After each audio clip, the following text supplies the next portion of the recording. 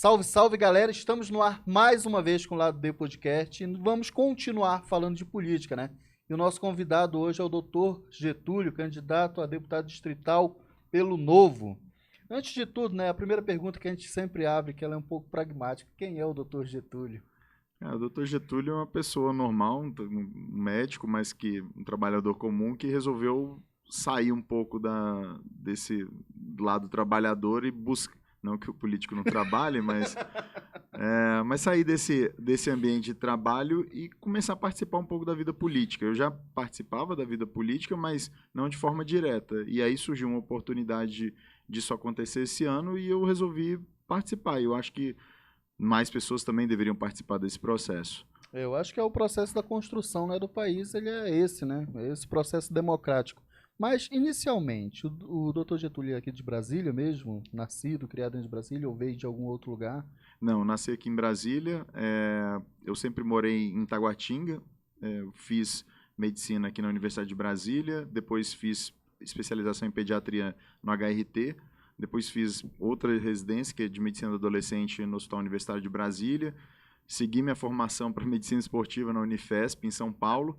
Aí eu já estava concursado aqui na secretaria, então eu ia toda semana para São Paulo e cumprir minha carga horária na secretaria no final de semana. Depois ainda fiz saúde pública na Universidade de Liverpool e mestrado em medicina tropical na Universidade de Brasília. Então, assim, eu tenho Uma vasta experiência, né? é uma formação, mas na minha experiência mesmo, eu comecei a trabalhar na Secretaria de Saúde em 2006. Passei no concurso público ainda quando eu era residente em pediatria na Secretaria de Saúde. Fui para o Hospital Regional de Planaltina.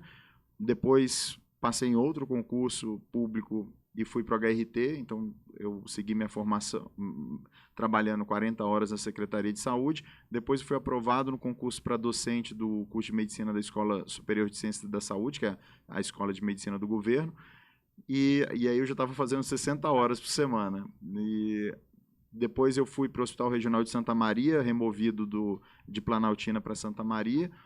Depois eu acabei exonerando essa matrícula e, por fim, eu fui trabalhar no Hospital Materno Infantil de Brasília, saindo do HRT, e fui para o Materno Infantil, que é mais especializado e era mais próximo da minha casa também. Eu moro na Asa Norte, então ficava um pouquinho mais fácil a logística minha para trabalhar.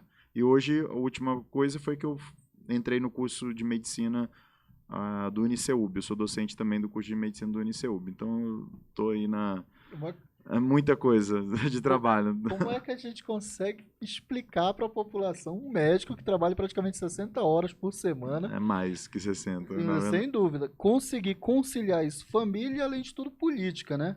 A política, assim, eu tive a licença para poder participar. Sem essa licença seria praticamente inviável seguir nessa disputa, porque o tempo que toma fazendo campanha realmente é muito difícil. Ainda assim, tive que abrir mão. Eu sou conselheiro também do Conselho Regional de Medicina, tive que me licenciar 4 meses antes. Do serviço público, tive que me licenciar 3 meses antes para poder disputar. Sem isso, seria praticamente inviável. Ainda faço consultório privado ainda.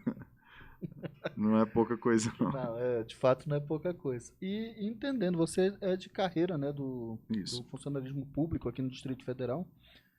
A gente tem um problema que é muito grave, né, que acho que não é, a gente sempre fala, é uma pauta que todo mundo bate, que saúde pública é um negócio meio conturbado, né? A sua análise de dentro do sistema, como médico mesmo da rede pública, como é que você faz a leitura desse contexto para a população? Assim, eu tô desde 2006 dentro da Secretaria de Saúde, mas eu fiz residência também dentro da Secretaria de Saúde, então 2005, e eu sempre, até minha formação foi dentro do SUS. No caso, no HUB, eu fazia um internato dentro do HUB. Então, eu tô nesse sistema público há muito tempo. O que a gente vê, primeiro, é uma falta de prioridade. É o governo entender, assim, o que eu sou capaz de cumprir, o que eu sou capaz de entregar. O governo ele não é capaz de entregar tudo, e isso não existe em lugar nenhum do mundo também. Um sistema que é capaz de entregar tudo num nível Death Star, igual um hospital privado. Não é esse o propósito de saúde pública. Saúde pública é você entregar a melhor saúde possível para a maioria dos cidadãos. Então, é assim que a saúde ela deve ser definida. Para que isso aconteça, eu preciso que a gente expanda um serviço de atenção primária, que é o atendimento mais próximo de casa, com estratégia de saúde da família, ou seja, você vai ter um médico que cuida de você. Então, hoje você poderia colocar, hoje não, porque isso não existe, mas você poderia colocar seu CPF no site da secretaria ou no aplicativo, e ele ia falar, Denis, seu médico é o médico X. E hoje você não tem isso. Então, a gente precisa ter uma referência. A gente sabe quem que cuida da minha saúde. Essa pessoa que vai gerir sua saúde. Então, sei lá, você tem um problema, uma hipertensão. Hipertensão é esse médico que cuidaria. Não, mas está uma hipertensão que não está sendo capaz de ser resolvida. Ah, não, então talvez...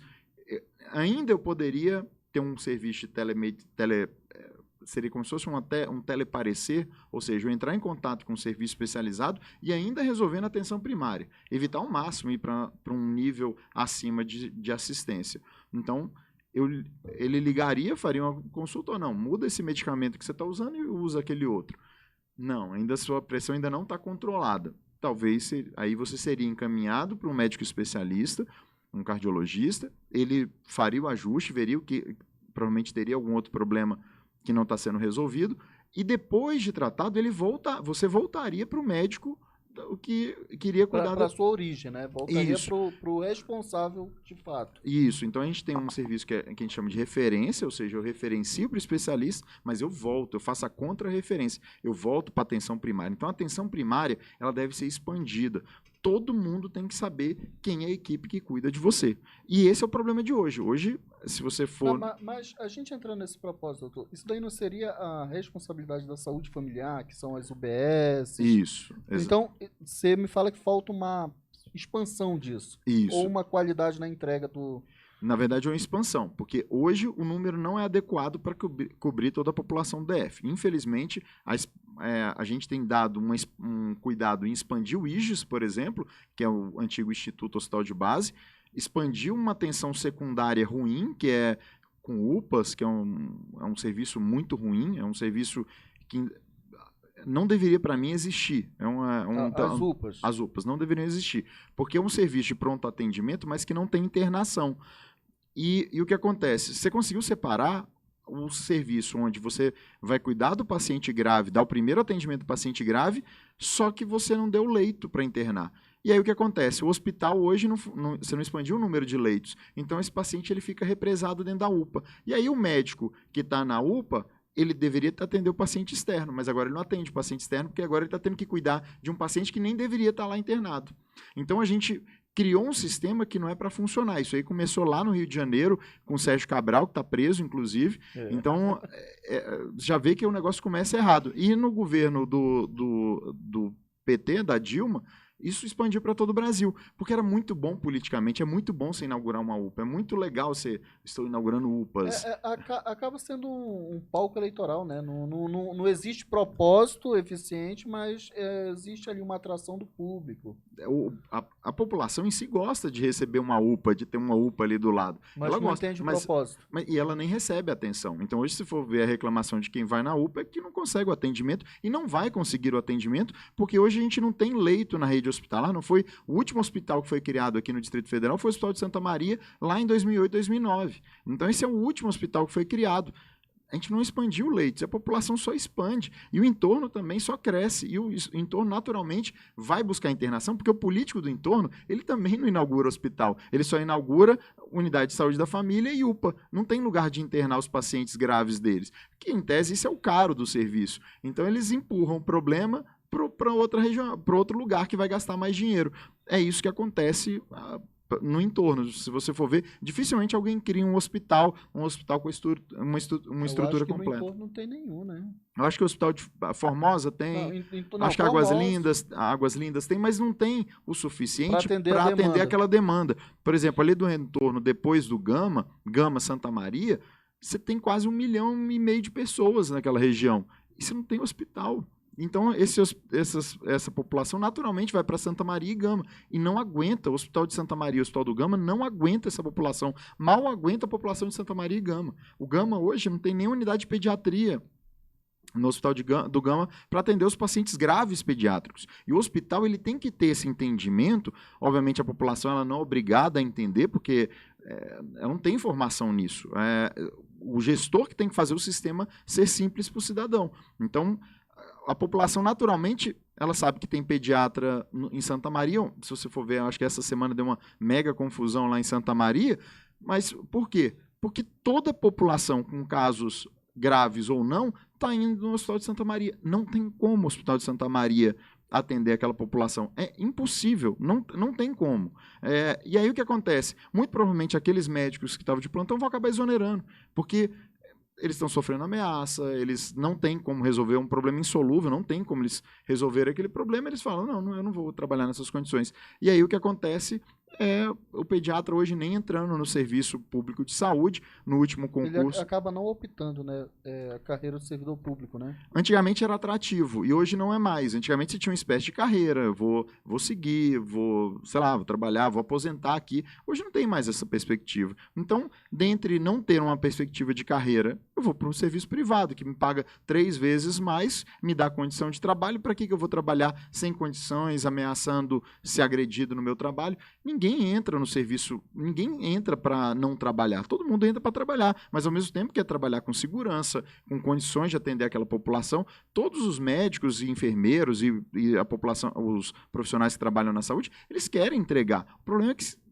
você não consegue. Eu trabalho hoje no principal hospital pediátrico de Brasília, que é o Hospital Materno Infantil, o HMIB, e assim, dá tristeza de ver como que nossos colegas estão, porque às vezes eles estão sozinhos ou com 2 pessoas para atender 60, 70 pessoas. Ninguém é capaz de falar para essa população que, olha, não tem como atender esse tanto.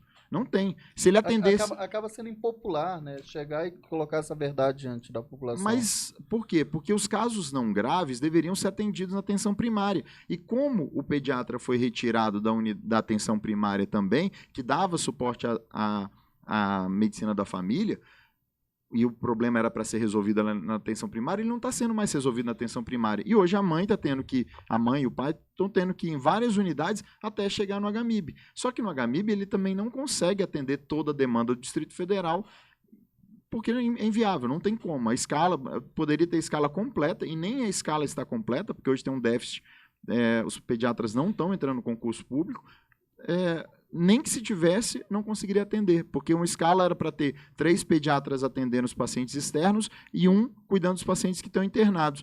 Esses 3 médicos que ficam na ponta não conseguiriam atender toda a população, toda a demanda que está procurando. Então, se a gente não pensar em expandir a atenção primária e ela ser resolutiva, ou seja, eu dar meios para esse médico lá da ponta conseguir resolver o problema, ou seja, se eu pedir um exame, eu vou ter o exame. Se eu pedir qualquer coisa, um parecer, eu vou ter o parecer, mas volta para eu atender. E no número suficiente, eu visitei várias unidades de saúde aqui, da saúde da família, uma equipe cuidando de 4.000, 5.000 pessoas. Até reiterando essa pergunta, porque a gente imagina que você entrando agora num pleito, né, numa disputa, você começa a galera fala sair da zona de conforto, que eu acho que nem tem. Não tem. Eu acho que eu tenho certeza que não existe essa zona de conforto. Eu ainda não achei a minha.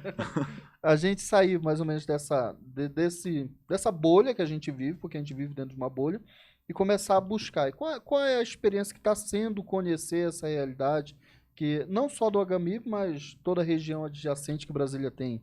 Na verdade, assim, da parte de saúde, eu acho que eu conheço bastante. Eu já trabalhei norte, sul, leste, oeste de Brasília. Já trabalhei em quase todas as pontas da pediatria aqui da Secretaria de Saúde. E o problema é o mesmo, o problema não muda. Por quê? Porque desde que eu entrei na Secretaria de Saúde, o paciente não grave continua indo na emergência, sendo que todo mundo, em qualquer lugar que tenha saúde pública que funciona, você tem uma atenção primária muito grande, essa cobertura da saúde da família muito grande. Até quando, por exemplo, uma médica vai engravidar, vai ter licença, ainda que essa médica entre de licença, vai ter outra unidade para cobrir. Então tem que ser um serviço redundante, ou seja, eu vou nessa unidade, que é a que me cobre, mas no período de ausência tem aquela outra que vai me cobrir. Então por isso que não pode ter um quantitativo de uma equipe cuidar de 4.000. Por quê? Porque essa equipe vai ter afastamento. Então, daqui a pouco ela está cuidando de 8.000, ela está cuidando de 16.000. E tem unidades hoje que estão cuidando de 16.000. Tem lugar que nem tem. Então, assim... Qual é um desses lugares que nem tem hoje? Águas Claras. Águas Claras não tem. Águas Claras não tem. Tem uma verdade, unidade... porque é na UBS Taguatinga 6, né? Isso, eles têm que buscar em Taguatinga, só que nem a unidade de Taguatinga consegue aguentar Taguatinga. Era para você ter uma equipe em Águas Claras, é uma população que uma parte tem plano de saúde, então você poderia fazer um cálculo para uma equipe para 2.500 pessoas, ou até 3.000, um pouquinho maior, porque nas populações que têm menos demanda, você poderia fazer uma cobertura, assim, não precisa ser tão grande assim essa cobertura. Agora, por exemplo, no Sol Nascente, você tem que ter uma equipe para 1.000 pessoas. Por quê? Porque lá você não está cuidando só de doença. Você está cuidando, a atenção primária, ela não serve só para tratar doença ou para dar vacina. É o cuidado preventivo, né? Mas o cuidado preventivo que vai além do médico. Ele é o que fornece dados de saúde dessa população. Então, ele tem que ter esse modelo nosso, ele é um modelo que ele é replicado da Inglaterra. Ele é trazido da Inglaterra, do Sistema Nacional Inglês, que é o NHS. Então, a gente meio que trouxe isso. Os sistemas nascem de forma diferente. O da NHS ele nasce por uma necessidade da população. Então o NHS ele nasce por uma necessidade da população pós-guerra que não tinha, eles não conseguiam fazer riqueza, porque na hora que ele começava a ganhar dinheiro, ele adoecia e tinha que gastar tudo aquilo ali com saúde. Então, ali foi um meio da população começar a acumular riqueza, e isso trouxe riqueza para a população. Aqui a gente trouxe em 1988, que foi quando o SUS assim, foi estabelecido, 88, 90, as regras ainda estavam sendo estabelecidas, mas quando a gente coloca o SUS, a gente copia um modelo sem entender a realidade nossa. A nossa principal necessidade. A gente não pode pegar um modelo inglês e colocar igualzinho aqui. Aqui a gente tem outros problemas que não foram resolvidos. Na Inglaterra, o problema de saneamento foi resolvido no século XIX. O século XIX, século XX. Aqui não, a gente está aqui 50% da população, não no DF, que o DF tem um saneamento um pouco melhor, mas 50% da população brasileira não tem acesso a esgoto. Então, assim, é problema do século XIX que a gente ainda não resolveu. E isso a atenção primária também tem que fornecer dados. Ele tem que falar assim, olha, eu estou tratando gastroenterite aqui, mas tem um esgoto ali que a população, ele bebe água daquele lugar. Você tem que resolver aquela água lá, porque senão eu não vou aguentar tratar tanto problema, eu não vou conseguir atender tanto problema evitável de saúde. Então, a gente precisa entender que a atenção primária ela serve para falar quantos por cento da população está desempregada, quantos por cento da população não tem uma casa para morar. Porque se você não resolve isso, como é que você vai tratar uma alergia? Como é que você vai tratar uma doença que 10 pessoas moram no mesmo cômodo? Não tem como. Uma adoece, as 10 adoecem ao mesmo tempo. E aí não há sistema de saúde que aguente isso. Então a gente tem que resolver ainda os problemas do século XIX. Eu brinco que a gente tem que trocar pneu com carro andando, que é isso a nossa realidade. É até irônico, né? A gente falar para resolver problemas do século XIX, a nomenclatura trocar, literalmente é trocar, porque a gente já tem uma máquina que funciona, ela já está aí já há 40 anos rodando nesse processo construído desde da reformulação, a gente tem todo um processo de... Eu acho que é o mais difícil a gente passar hoje à população, a gente entender que a gente precisa mudar condutas primárias. Isso. Ele precisa, eu falo o seguinte... Como é que a gente desafia isso, doutor? Porque, assim, quando a gente fala, a gente sempre costuma dizer, poxa, é muito fácil a gente fazer um panorama, eu particularmente leigo, do conteúdo da saúde, a gente vê só os escândalos, porque eu costumo olhar para a mídia, eu não olho tão emocionado, porque eu sei que ela está agindo com sentimentalismo ali. Sim. Mas que existe problema mais grave do que, necessariamente, do que está sendo apresentado. E como é que a gente... Qual é o plano hoje? O plano do Dr. Getúlio, chegando a uma cadeira distrital, qual é o plano? Primeiro, qual a alternativa? Cobrar a expansão da atenção primária. Se isso não acontecer, não tem sistema de saúde que aguente. Não tem. Então, primeira coisa, alguém falar assim, para com essa expansão do ISUS, que está errado. Você está fazendo um sistema que não se comunica. A atenção primária não comunica com a UPA, que é, inclusive, prontuários diferentes, que não comunicam com o hospital da Secretaria de Saúde, porque são prontuários completamente diferentes. A gente não tem ainda, teoricamente, um sistema, um processamento de dados unificados. Com o SUS, com nada? Não, a gente tem um prontuário que é o Conect SUS. Hoje foi uma iniciativa nacional da criação do Conect SUS, que você começa a ter um prontuário seu, esse é o futuro, isso é para onde a gente tem que ir. O governo federal, nesse aspecto, foi bem interessante, que ele começa a digitalizar, ou seja, agora eu acesso o meu sistema de saúde com o meu CPF. É assim que tem que começar. Eu recebi um atendimento, ele tem que vir para o meu prontuário. Porque eu posso ter acesso à minha informação de saúde em qualquer lugar. Se eu quisesse abrir meu celular agora, eu deveria ter. Hoje a gente está tendo com a vacina. Então, você teve a vacina, você consegue ver se você foi vacinado ou não. E você pode até verificar, opa, eu recebi a vacina e não está aqui constando. O que foi que injetaram em mim? Será que foi a vacina mesmo? Não, porque agora você pode fiscalizar. Uma das coisas do SUS é o controle mais social. Transparente, né? Eu tenho que saber cobrar. Pô, se eu tive um atendimento e ele não foi computado, será que ele foi computado? Será que estão pagando por esse atendimento? Será que estão pagando por essa vacina? Será que foi a vacina? Porque tem que ter o lote, tem que ter tudo direitinho. Ué, por que não tá minha vacina dentro do... Será que alguém, sei lá, pegou por fora, tá ganhando alguma coisa com isso? Ou realmente me aplicou? Porque teve várias histórias também de pessoas, naquele início que tinham uma falta de vacinas, de pessoas conseguirem furar a fila lá para conseguir. Então, algumas pessoas podem não ter efetivamente recebido a vacina e outras pessoas. Eu não estou afirmando, não tenho dados para falar isso, mas que era estranho muitas pessoas não tinham no Conect SUS. Então, todo atendimento eu preciso receber minha informação para eu não perder. Se eu receber uma receita, não pode ficar mais no papel. A gente até falar, porque eu acho que cartão de vacina, eu tirei uns 10 na vida toda aí. Meu cartão de vacina, eu abro minha carteira. Cadê? Eu abro minha carteira agora. Aqui, minha carteira. Meu cartão, olha o estado do cartão de vacina. É uma coisa horrorosa. Não, eu para falar a verdade, eu tive que tirar uns 10 na vida toda, porque toda vez eu perco. Eu sou um cara meio... Mas você tem o risco de perder. O problema eu atendo consultório, eu faço consultório privado. O que acontece? Às vezes eu quero saber da vacina, ele esquece o cartão. Como que eu vou fazer uma conduta no meu consultório se eu não tenho dados sobre a vacina? Não, quando a gente... O que foi? Só dar um corte. Os caras estão rateando aí na alta, porra, foda. Vou colocar um pouquinho aqui, porque... Ai, meu Deus. Puta que me pariu, né? Essa corta mesmo. Não, tem que cortar, né? Porque, porra,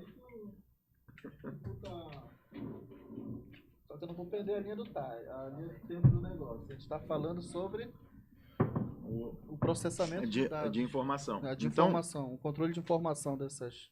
Vira um pouco mais para a parede lá. Tá muito em cima dele a luz. Aí.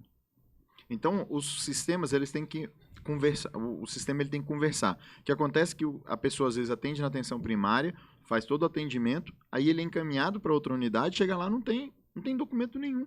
Não tem, você nem conversou com o médico. E o sistema ele tem que ser conversado. Por exemplo, o médico da atenção primária, se ele pedir um parecer do hospital, ele vai explicar, olha, eu estou com um paciente aqui que não está controlando com medicamento X. Aí ele vai entender o problema, vai falar e passa de volta. Ou seja, é um sistema que comunica. Hoje não. Hoje você manda um negócio, você não sabe nem se o papel vai chegar. Até teoricamente o encaminhamento ele ainda é manual, no papel. Né? E isso, a Arruda, eu lembro... É que eu detesto a resolução dos problemas com lei. Isso é uma coisa que eu acho errado. Aliás, uma das propostas que eu quero é começar a tirar a lei, começar a tirar a norma, porque é muita regulamentação. Não é por norma que você vai resolver as coisas. Sim. O Arruda colocou que você deveria fazer toda a receita impressa. Beleza. Cadê a impressora nos consultórios? Não tem. E hoje a gente está caminhando para um serviço que a gente chama de paperless, ou sem papel. Então, você não precisaria mais gerar receita. Você gera a receita, ele chega para a farmácia vai pelo seu CPF, chega a receita que você prescreveu, ele dá baixa na receita e fica no seu prontuário o registro. Por que isso não acontece? Eu fui médico da seleção de polo aquático de 2013 a 2019. E eu fui uma vez no Canadá, tive que levar um atleta para fazer uma medicação. Lá o meu registro não é válido, eu não poderia prescrever medicamento intravenoso. Então, eu fui no médico e ele foi lá, atendeu a minha atleta e aí ele fez a prescrição. A prescrição foi para a farmácia, ele só colocou o nome da pessoa, já saiu a medicação no nome dela, na quantidade de comprimido certo para o tratamento. Isso é um sistema que funciona, ou seja, isso é 2013. Nossa, tem 9 anos que isso... E a gente hoje está no papel, isso é na mão, não é nem... Se fosse impresso digital... eu ia até falar, porque a gente já tem uma fonte, um Arialzinho ali, mais legível.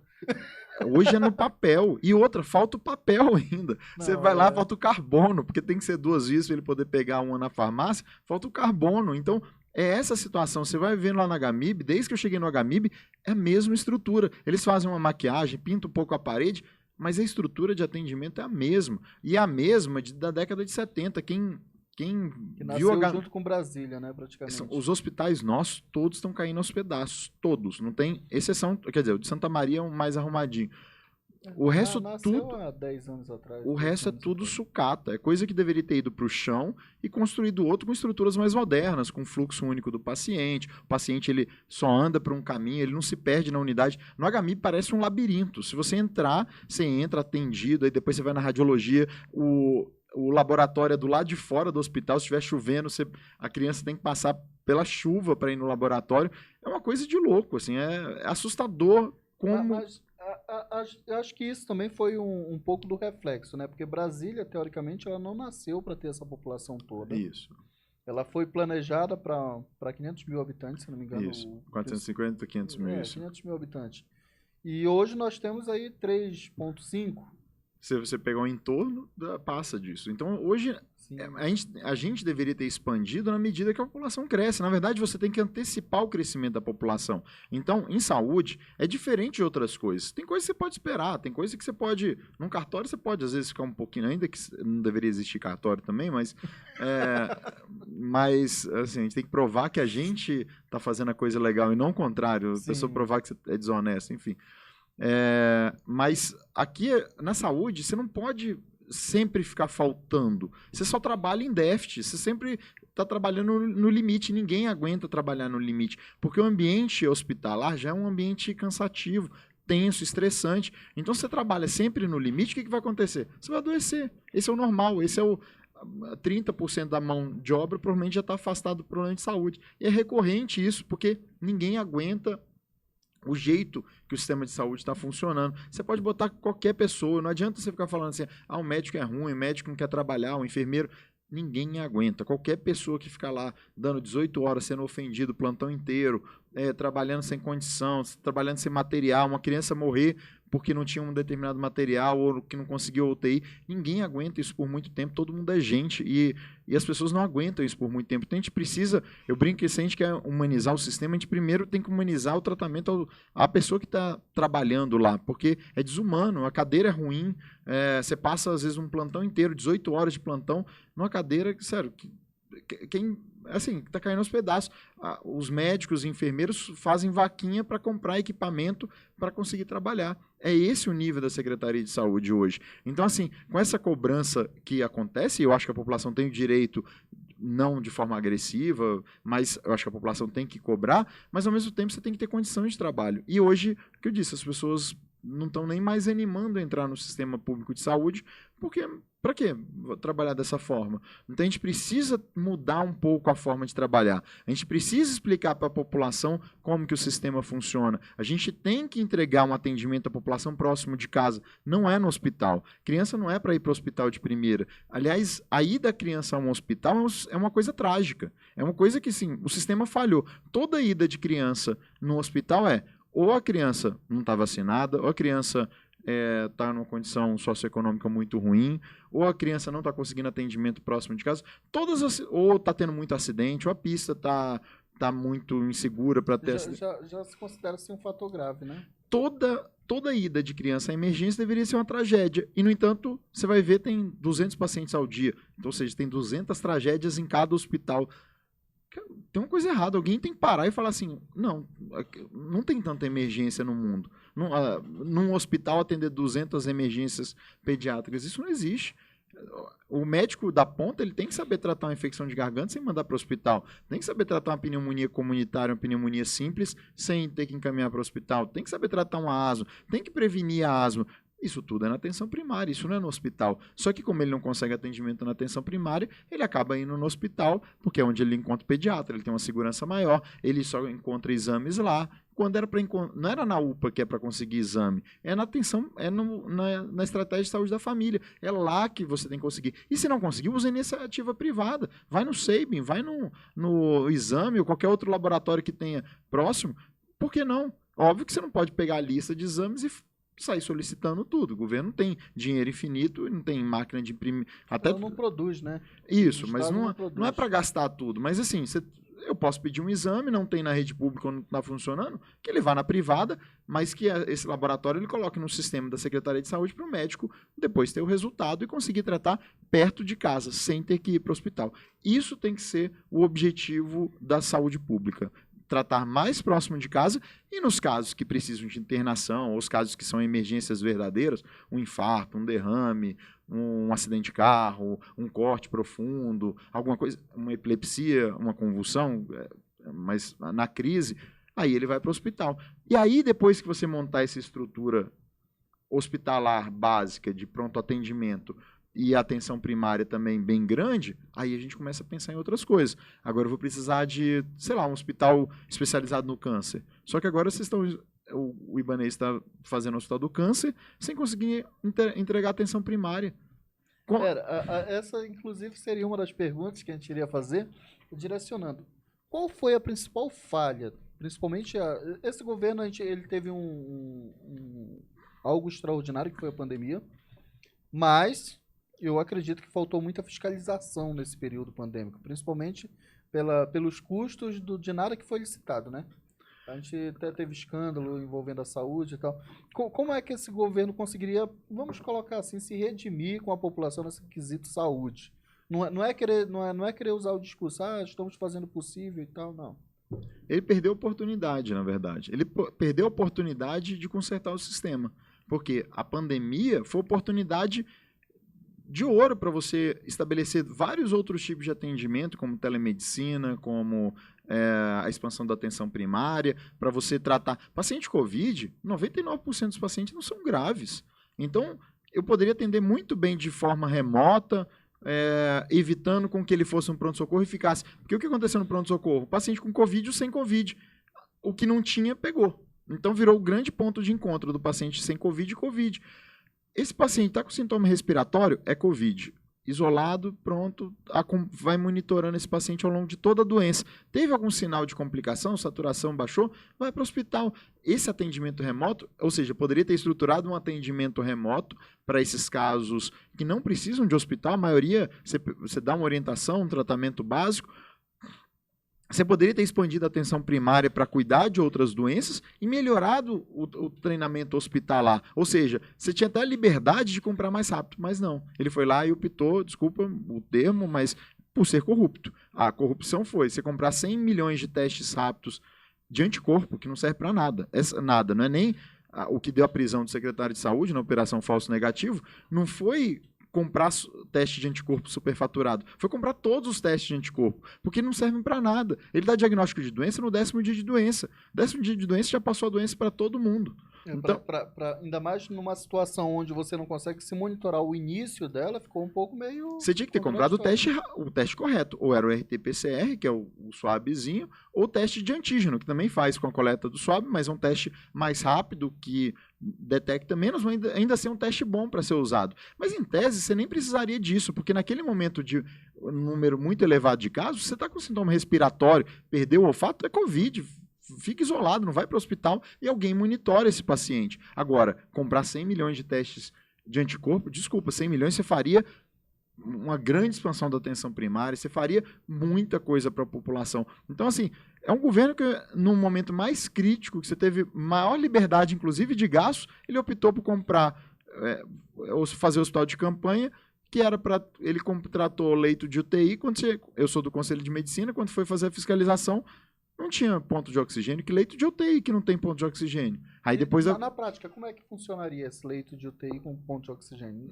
O leito de UTI tem que ter tudo. O leito de UTI é um leito completo, tem que ter monitorização contínua, tem que ter o suporte de oxigênio contínuo, tem que ter exames para poder lidar, porque você tem que fazer intervenção, tem que ter a parte de radiologia, para você passa um catéter, você tem que ter um raio-x depois. Seria um mini laboratório dentro de junto com leito. É um lugar que você tem que ter muito médico, uma equipe muito grande para cuidar de pacientes, porque são pacientes em tese graves, então você tem que ficar muito próximo do paciente, porque ele pode piorar a qualquer momento, e no entanto não. O que foi entregue inicialmente foram leitos de enfermaria, foi basicamente uma maca para o cara ficar lá sendo cuidado, mas como enfermaria. E esse leito ele é muito mais barato. Aí, quando houve a fiscalização, de repente surge o oxigênio, começa a aparecer as coisas que foram contratadas. Isso também foi corrupção. O IGES facilitou muito essa corrupção, porque vários dos produtos comprados foram superfaturados. Cadeira, eu, quando estava assessorando a deputada Júlia Lucy, a gente identificou o sobrepreço de cadeira de tomar banho. Bastava fazer uma busca rápida que você viu o preço dobrado. Era um preço 2 vezes maior com um produto de uma qualidade menor. Falei, aí fizemos a denúncia do teste de anticorpo, fizemos denúncia de várias coisas nesse governo e foram pegos, infelizmente, no momento assim que era para a gente estar fazendo a coisa mais certa, a gente conseguiu fazer a coisa mais errada. Então, criaram hospitais que não eram hospitais. O fato de você dar o nome de Hospital do Sol da Nascente não transforma ele num hospital. O hospital ele tem que ter as especialidades, tem que ter tudo. Não é um hospital aquilo ali. Ele criou um alojamentozinho e deu o nome de hospital. Essas coisas que para a população parece que inaugurou um monte de coisa, na verdade não inaugurou coisa nenhuma. Ele e maquiou várias das unidades de saúde. Mudou a nomenclatura apenas. Mudou e vê se tem alguém recebendo cuidado. Se eu perguntar aqui para todo mundo que está nesse estúdio quem que é o médico que cuida dele, não sabe na unidade básica de saúde. Nenhum. Eu nem... Você nem vai. É isso que eu estou dizendo. Você nem vai mais. E esse é outro problema da saúde pública. Por quê? Porque quando você começar a melhorar o sistema de saúde, sabe o que vai acontecer? Um monte de gente que não acreditava no sistema vai começar a querer usar. Esse é outro problema. Então, a gente está fazendo a conta dos que estão buscando hoje. Mas quando você melhorar o sistema, você ainda tem que colocar na conta aquele tanto de pessoa que não usa porque não acredita mais. Na Inglaterra, o cidadão comum vai lá e é atendido no NHS, no sistema, no SUS deles. Você não vai mais. Você quer ter o seu plano de saúde. Sim, sim. Mas o que acontece? É caro um plano de saúde. Sim. Hoje é muito difícil todo mundo ficar bancando. À medida que o sistema melhora, você também tem que colocar no seu planejamento que um monte de gente vai migrar para começar, né? Vai retornar. Então, as pessoas também não fazem essa conta. Quando você expande a atenção primária, vai diminuir o número. A ideia rápida é que, se eu criar UPA, UBS, ou unidades dessas de atenção primária, eu vou reduzir a demanda para o hospital. Errado. Você vai aumentar a demanda para o hospital, porque tem um monte de gente que não estava nem indo mais buscar auxílio. E aí, quando ele vai, ele está com câncer, ele está com uma doença coronariana avançada, ele está com alguma outra coisa que precisa do hospital. Então, quando você melhora, expande a atenção primária, aumenta o número de UPA, você tem que aumentar ao mesmo tempo o número de hospitais. Aumentar a UPA sem ter mais hospitais não adianta, porque você vai ter essa população represada dentro da UPA. E UPA não é uma unidade de internação. Não adianta você...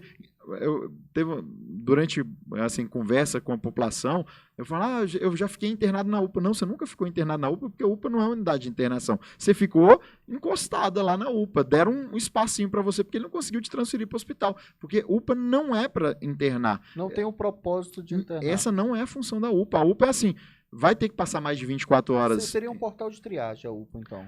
Seria um pronto atendimento. Por isso que eu falo que é uma ideia ruim, porque assim, você conseguiu separar a unidade de pronto atendimento, que é para atender pacientes em tese graves, do lugar de internação.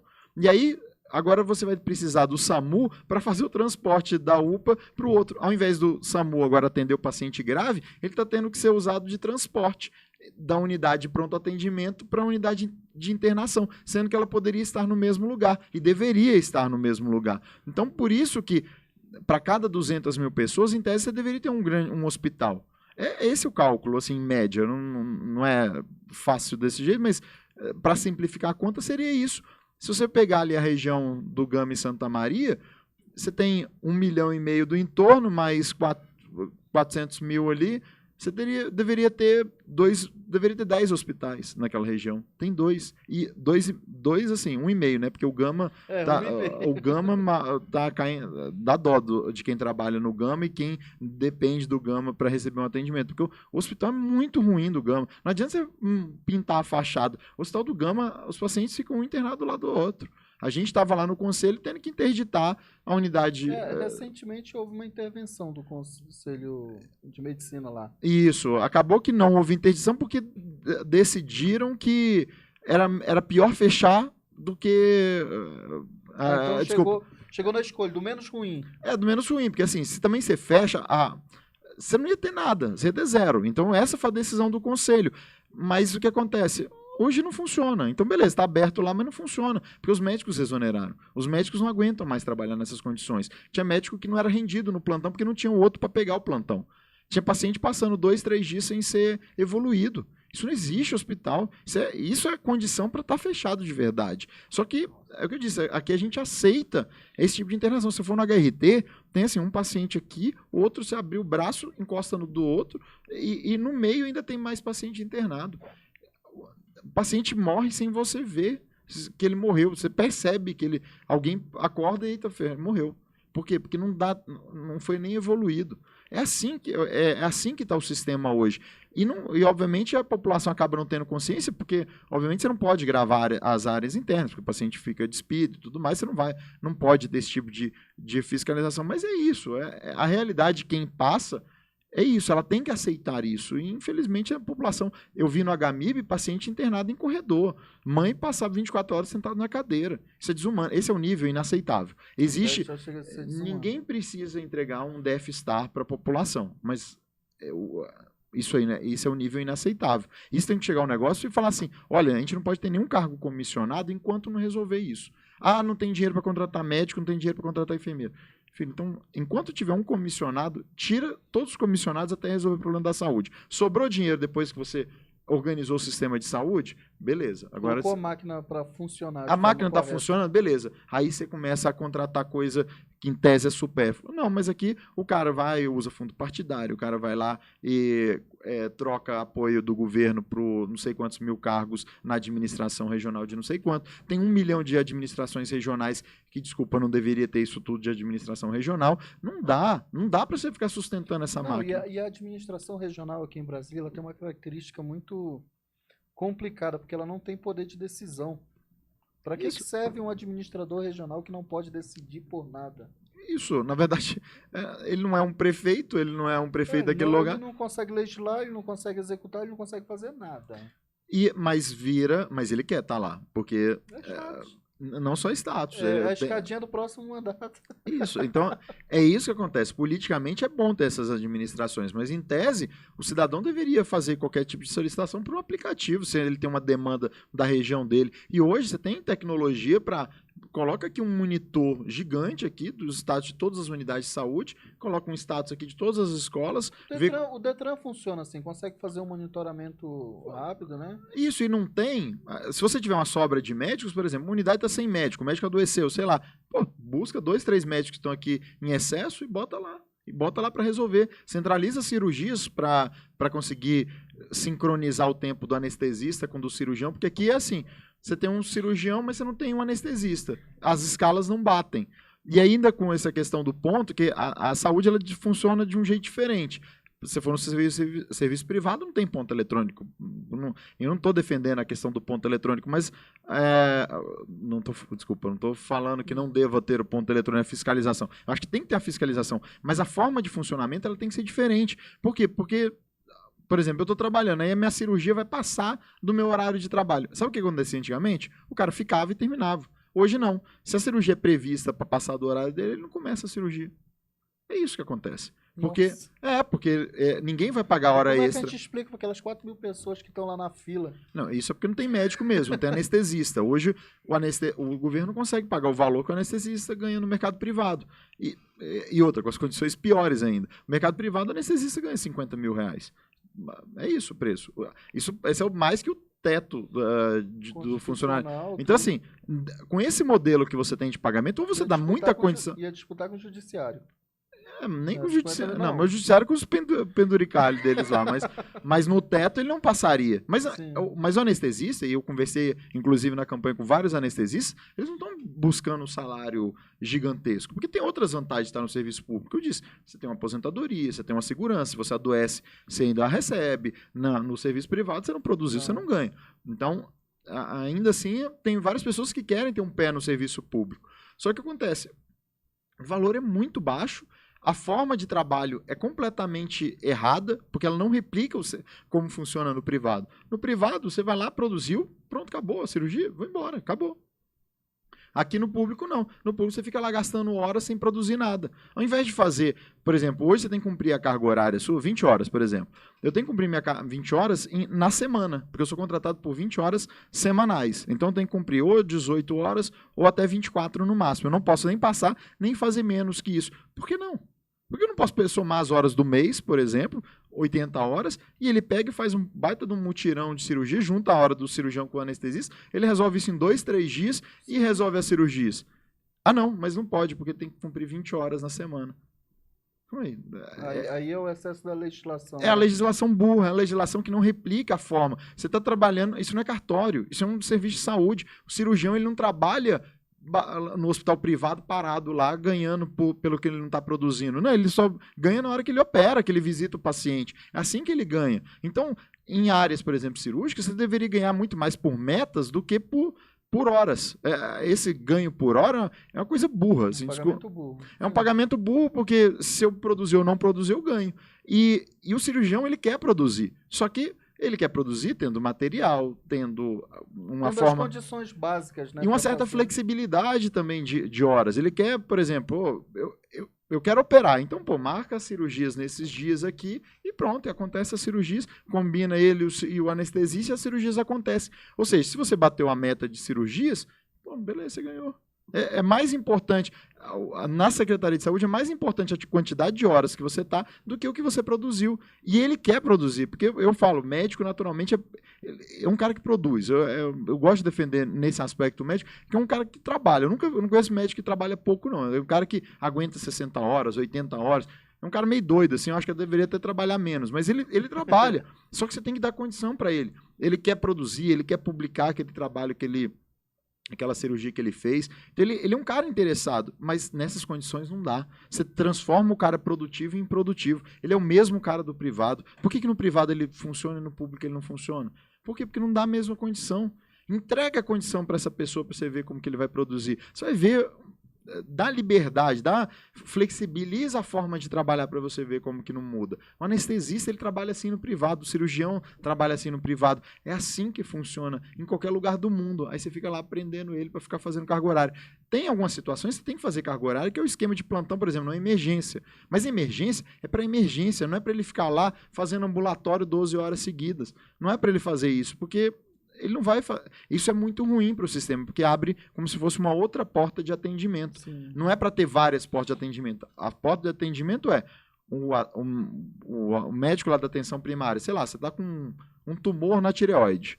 Ele vai lá, entra em contato com um cirurgião que fala para fazer uma punção, aí você vai lá, faz a punção, volta, pede esses exames. Está com os exames prontos, agora sim vai para a cirurgia. Pronto, você faz a cirurgia. Precisava nem ter ido para o serviço especializado. Assim, pela necessidade que a gente olha, a gente entende que falta um fluxograma eficiente, né? Uma necessidade eficiente dentro da questão da saúde pública.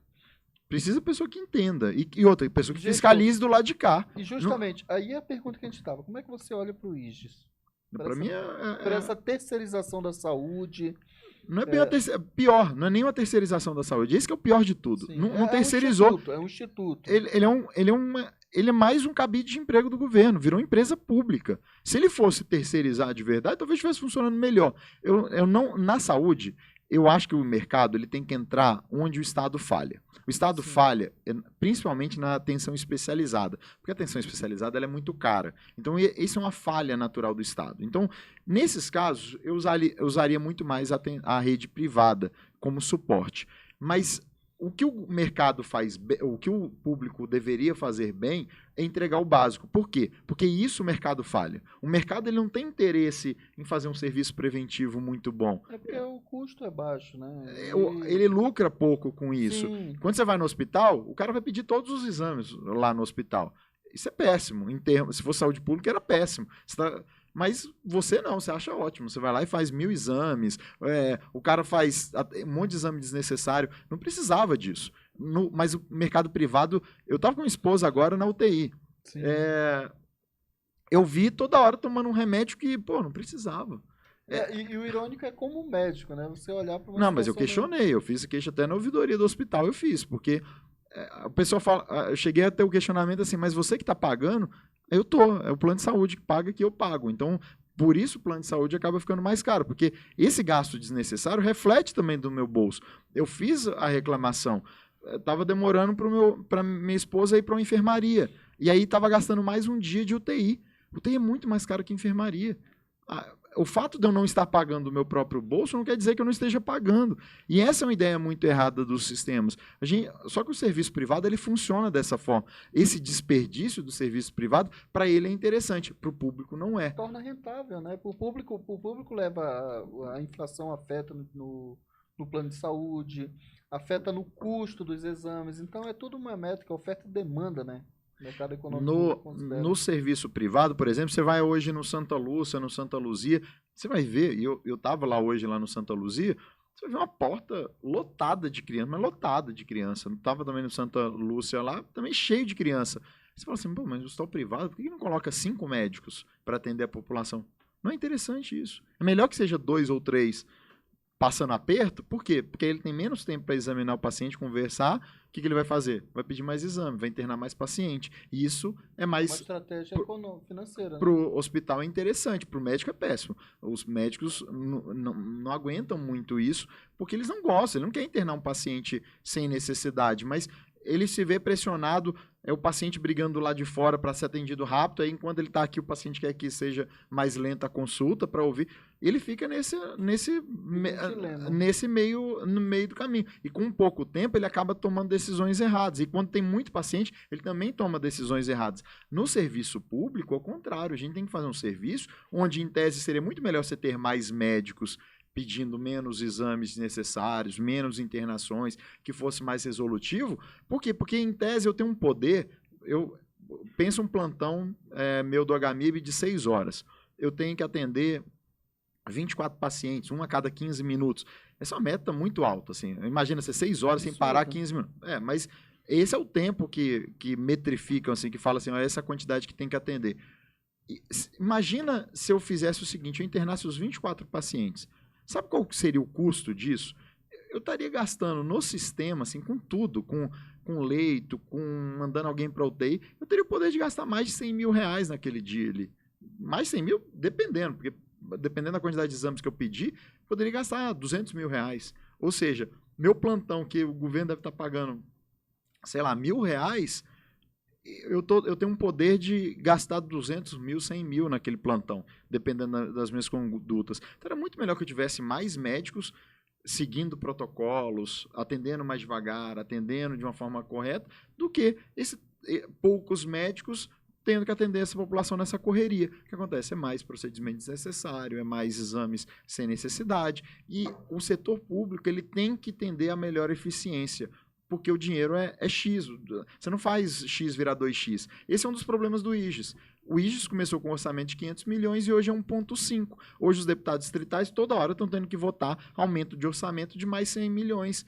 E poucos deputados são os que questionam isso. Toda hora tem 100 milhões, são 100 milhões que deixam de ir para outras unidades. E o candidato, eu acho que o deputado, num caso desse, ele fica até numa corda bamba, porque se ele não aprova, ele é contra a saúde. Não, ele tem que tomar medida impopular nesse caso e falar, não está errado. Sim, explicar, porque o processo político ele foi construído em cima do populismo, né? Ele não é conhecimento técnico, ele não é eficiência. Mas a hora que a população começar a receber o serviço, aí você vai ver, em tese, aí sim as pessoas vão começar a ter satisfação com o poder público. Porque hoje, por conta das decisões erradas, primeiro você esgota 1,5 bilhões está indo para o IGES, dos 4,5 do orçamento total. Ou seja, 1/3 vai para o IGES. O resto tudo, e ainda tem o Hospital da Criança, que é um modelo parecido com o do IGES, que estava com orçamento de 100, 200 milhões, hoje é com mais de 450 milhões. Minha esposa trabalha lá, está tendo dificuldade para pagar plantonista. Está tendo dificuldade porque o dinheiro acaba, uma hora acaba. Ou seja, só essas duas estruturas hoje é quase 2 bilhões, quase metade de todo o orçamento da saúde. Não dá para você entregar tudo para todo mundo, não existe isso, não existe essa fórmula... Não existe a fórmula mágica do dinheiro infinito, não existe esse negócio. Então você tem que priorizar o que você vai atender. E o priorizar é expandir, como eu disse desde o início, é expandir a atenção primária e ter uma estrutura hospitalar que resolva pelo menos a internação, os casos mais básicos. O que é exceção, você pode contratar da iniciativa privada, você pode trabalhar junto, você pode, às vezes, a iniciativa privada usar espaços públicos. Por exemplo, por que o HMIB não poderia ter um saving dentro do espaço físico dele? Ganharia uma parte pelo aluguel, por uma proporção, uma parte dos exames. Para o saving seria bom, porque não teria que montar toda uma estrutura física. Você teria um exame ali do lado de qualidade, e ele atenderia tanto a população privada quanto a pública. Então, seria menos custo para o setor privado e seria bom para o público também, que teria uma renda. O próprio hospital começaria a ter uma renda. Eu fui nos hospitais dos Estados Unidos, eu fui no hospital, talvez um dos melhores do mundo, que é o da Johns Hopkins, em Baltimore. Você vai lá, tem... Cara, parece um shopping, desculpa o negócio, parece um shopping, tem 10 opções de lanchonete. Esse dinheiro vai para o hospital. Por que o HMIB não pode ter 10 lanchonetes lá? Qual que é o problema disso? É aquela coisa, né? O poder público, eu como parte de iniciativa privada, eu adoro oportunidade de negócio. A gente olhar e ver oportunidade de tornar, dar fluidez financeira para qualquer tipo de negócio. Para o poder público ele se torna tão ineficiente porque ele tem uma preocupação com o desperdício do dinheiro. O Estado ele não tem obrigatoriedade de pensar novos mecanismos de arrecadação. Pelo contrário, quando ele precisa fazer arrecadação, aumenta o ICMS, aumenta o IPI, aumenta o IPTU, aumenta o TLP. Então, são necessidades. Aí afeta o consumo do trabalhador, mas ela não cria alternativa inteligente. Isso. Inteligente. A gente está falando de transporte, por exemplo. A gente fica lá... também é uma outra... Você fica lá financiando, bancando transporte público. Cara, por que você não pega as rodoviárias todas, entregam para a pessoa, ou para a empresa de ônibus, ou quem vai ter as linhas e tudo mais, e cria um shopping lá, e a renda vira basicamente do próprio lugar, da exploração desse local, e parte desse dinheiro usa para o subsídio, ou seja, a própria unidade subsidiando esse transporte. Vê as estações de metrô, os espaços todos vazios, não ocupados. Era para você estar explorando economicamente tudo, então, qualquer espaço. Abrir licitação para... A gente tem hoje um crescimento informal da prestação de serviço ou muito comércio, porque, infelizmente, o excesso de burocracia, o custo desnecessário, a falta de incentivo do Estado. Não é nem incentivo, é só parar de atrapalhar. Não é nem, ele não tem nem que incentivar. Porque incentivar, eu fico meio com medo do incentivo, porque assim... Eu incentivo você, mas ele não incentiva. Aí você incentiva. Assim, direcionamento. Eu acho que todo mundo tem que ser fácil. Você quer abrir tua empresa? Você abre lá no site. Hoje já está sendo mais ágil. É um balcão simples, né? Só que não é todo lugar que atende. Não, mas tem que ser. Tem que ser mais simples. Você ainda, tem que colocar teu aplicativo, você tem seu CPF, abrir empresa. Você coloca no seu aplicativo. Você tem seu CPF, abrir empresa.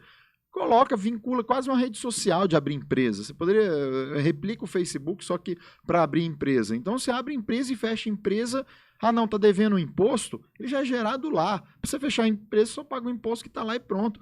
Para pequenos, eu tenho um consultório privado, eu tenho que pagar um consultório simples, só para atendimento mesmo.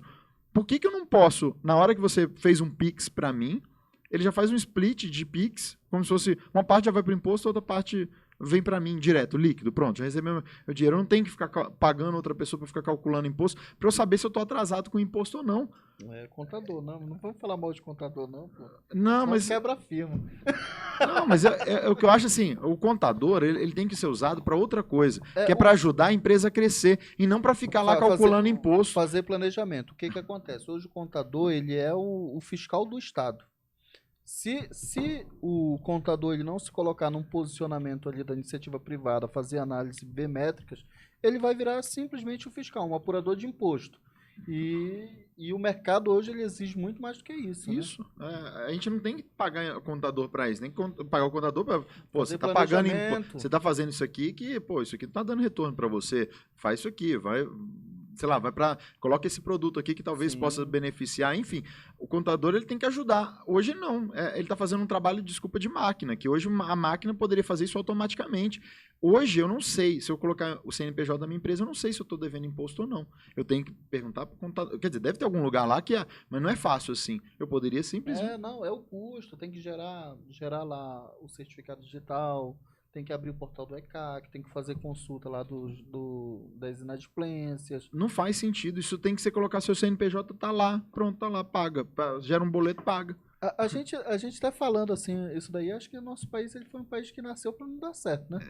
Portugal, eu acho. Se fosse outro lugar, talvez. Portugal, infelizmente, a gente errou lá na. Aí depende da maré lá que levou o barco para cá. Se levasse o barco para outro lado.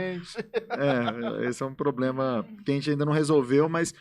Eu ainda acredito, e eu entro na política exatamente por acreditar que... Essa que era a pergunta, porque entendendo toda essa dinâmica da vida, português popular, que porra é essa que tu foi encarar essa parada de política, velho? Mas eu tenho que falar para que pessoas igual a mim, eu não igual a mim, médico, não, qualquer pessoa que empreende, ou que é servidor público, ou que às vezes se sente subutilizado num sistema... Cara, você é tão afetado pelo poder público que você não participa desse processo. Eu estava participando, quando eu estava ajudando a Júlia Lucy, toda a pauta de saúde ela mandava para mim. Ela poderia concordar ou não com a minha opinião, ela tinha a opinião dela, mas eu poderia dar minha contribuição técnica. E eu acho que isso é importante, todo mundo que tem uma formação técnica poder contribuir. E o legislativo, ele serve para isso. Ele serve, não é para eu ser o ser iluminado que sei tudo, não. É para ouvir a população. Esse é o cargo de representar a população. Então, quando você vai para o legislativo, você vai para ouvir a população. Óbvio que você vai ouvir a população e fala assim, eu quero mais especialista no hospital. Calma aí, não. Ela quer o que ela está perguntando, o que ela está pedindo, na verdade? Ela quer um atendimento. Não precisa ser necessariamente ali. Ela está pedindo... Ela não quer um endócrino lá, né? Não precisa ter um endocrinologista. Eu quero um cardiologista em todos os hospitais. Não, você não vai ter nunca. Isso não é isso. Você quer atendimento, mas ela está falando a demanda dela. Eu brinco igual o Henry Ford. Ele falava assim, se eu fosse consultar a população, eu ia ter cavalos mais rápidos. Eu não ia criar um carro. A população, quando ela fala que ela quer chegar num lugar mais rápido. É essa a demanda dela. A população ela quer eficiência. Ela quer o serviço que ela está buscando. Ela quer chegar e ser atendido e resolver, tá tudo certo. Ela não está pedindo nada demais. Ela está pedindo o básico do sistema de saúde. Ela está pedindo para que o filho dela seja examinado. Ela quer que o filho dela, se o médico não conseguiu transmitir a segurança, que ele possa fazer um exame. É isso que ela está pedindo. Ela não está pedindo o ultra especialista cuidando da criança. Ela quer o problema resolvido. Tem coisas que... E isso o Estado deveria ser capaz de entregar se ele priorizasse o simples, o mais fácil de entregar. Quando ele prioriza outras coisas ou expandir modelos que ele vai gastar mais, ele não vai entregar esse serviço para a população. Aliás, ele vai criar um serviço que é muito ruim para a população. Por exemplo, eu falo muito da UPA. Você vai chegar hoje na UPA, o médico X vai te atender. Aí, a sua febre ainda não resolveu. Só que não ia resolver, porque o quadro demora 2, 3 dias para resolver. Só que aí você vai no outro dia, aí o outro médico fala outra coisa e troca o antibiótico. Aí agora você já comprou 2 remédios. Aí você vai, ainda não resolveu, porque são 3 dias para começar a melhorar do quadro. Aí no terceiro dia você volta. Aí outro médico ainda fala outra coisa. E como o paciente já não está no mesmo quadro do início, ele fala, sei lá, outra coisa e nem passa nada. E ele fala, aqueles 2 tratamentos nem eram necessários.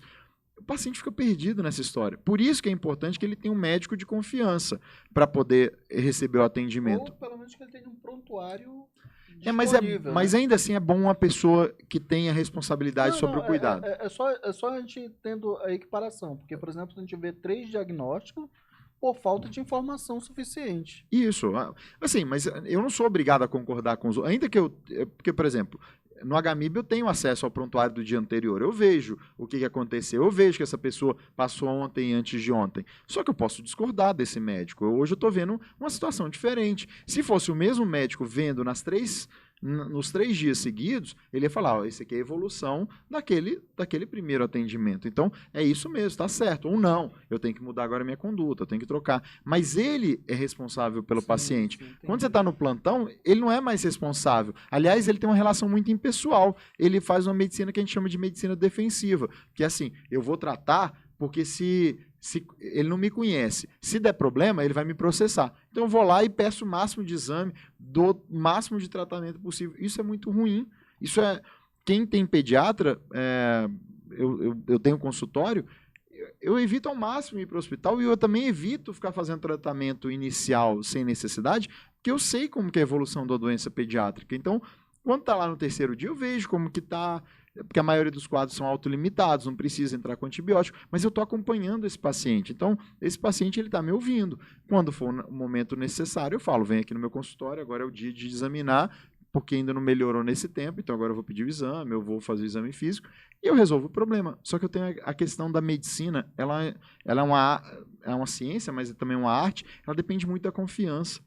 Sim. Quando você vai num lugar, num pronto atendimento, seja na UPA, seja no hospital, é um serviço muito impessoal. Então esse serviço, ele deveria ser destinado só para os pacientes graves, para aquele que você não tem que escolher o médico. Porque você está passando mal, você está infartando, você não. Estou infartando, mas eu não quero ser atendido por aquele médico ali. Eu quero ser. não tem essa opção. Você tem que. Sim. Ali quem vai te atender não é o cara, talvez, o mais simpático, mas é o cara que sabe resolver o teu infarto.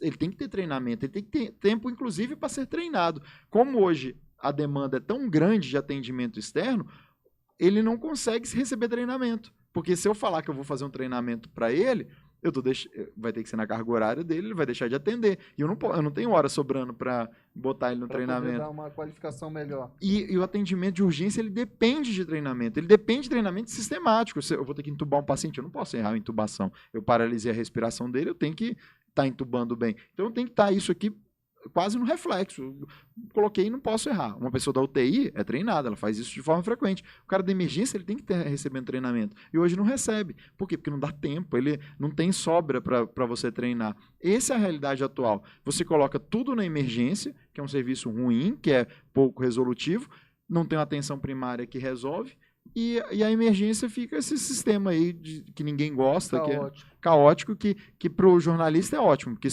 tá sem notícia, tá sem notícia, eu vou na porta de um pronto-socorro. É óbvio que você vai ter gente esperando. Só que a maioria daquela... Quando você vê uma população, uma criança brincando num pronto-socorro, essa criança tinha que estar na atenção básica, ela não poderia estar lá na emergência. Então, a gente usa mal o sistema e outra, isso é dinheiro público, isso é dinheiro jogado fora. Se a gente não educar, não adianta eu dar uma Ferrari, porque o sistema público é caro. Outra coisa que a gente tem que entender, o Brasil é o maior país continental com um sistema universal de saúde. Foi uma opção nossa. A gente atende estrangeiro de graça. Se você for hoje no Canadá, não é de graça não, eu pago $100 canadenses na consulta lá. Ele é universal para a população de lá.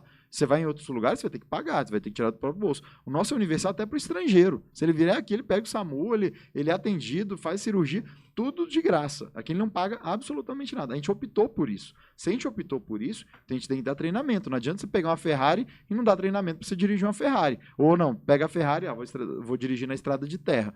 Não dá. Você tem que saber usar uma Ferrari, você tem que saber qual que é a pista da Ferrari, você tem que saber essas coisas para o sistema funcionar. A população não recebe nenhum treinamento, isso tem que ser dado na escola, se for. A população hoje, para falar a verdade, ela é carente de informação em todos os aspectos. Por exemplo, quando a gente fala assim, eu sendo bem franco, às vezes quando fala de saúde pública, a gente tenta até não opinar, não chegar, porque a gente entende, eu particularmente com o olhar técnico, a gente vai entender que existem falhas no processo ali, no fluxo que isso tem que correr. Planejamento, hoje eu acho que o governo erra muito em todos os aspectos quando não faz estudo de viabilidade, quando ela não analisa o contexto para tomar uma decisão. Pelo contrário, ou ela está buscando ali uma medida popular, ou ela está buscando uma medida à base de pressão. Isso. E falta de conhecimento técnico, falta de experiência técnica. E essa foi a pergunta. Como é que um cara técnico desse, por que foi para o Novo? Por que desafiou esse parâmetro de campanha? Você até entrou um pouco tardio no processo, né? Isso. Não fez a pré-campanha que nesse ano teve? Não, fiz a pré-campanha, mas assim, realmente eu fui no último processo seletivo do Novo. A minha entrada do Novo foi porque, assim, foi o único partido que eu achava que tinha a ver comigo. Assim, foi uma questão ideológica mesmo, de viés. Não, assim, é um partido que ele cobra até do mandatário. É separado o cargo de direção do cargo eletivo. Se eu fui eleito, eu não posso fazer parte da direção do partido. Eu não tomo decisão. Eu sou monitorado pelo partido. Se eu fizer coisa errada, o partido vai me cobrar antes do que a população. Por exemplo, se eu colocar meu gabinete, eu só posso contratar até 50% do que é destinado para mim. Se eu contratar 51%, o novo vai falar, você está errado, você não cumpriu, porque eu assinei um termo antes de disputar, que eu não posso ocupar. Se eu estou lá pedindo auxílio moradia, auxílio não sei o que mais, a gente tem que abrir mão de todos. Se eu chegar no primeiro dia e não abrir mão disso, o novo vai falar, por que você não abriu mão? E, dependendo, me expulsa. Ele me expulsa mesmo, não tem nenhum pudor, porque já fez com outros, alguns reclamam disso, mas é a regra. O novo ele é bem claro. Eu acho que o cara, se já entrou sabendo da regra, não... não se muda a cor no meio do caminho. Eu acho assim, você pode conversar, eu acho talvez a forma pode mudar um pouquinho, mas eu acho que o Novo é um partido que está crescendo, é um partido novo, sim, de verdade, ainda tem idade.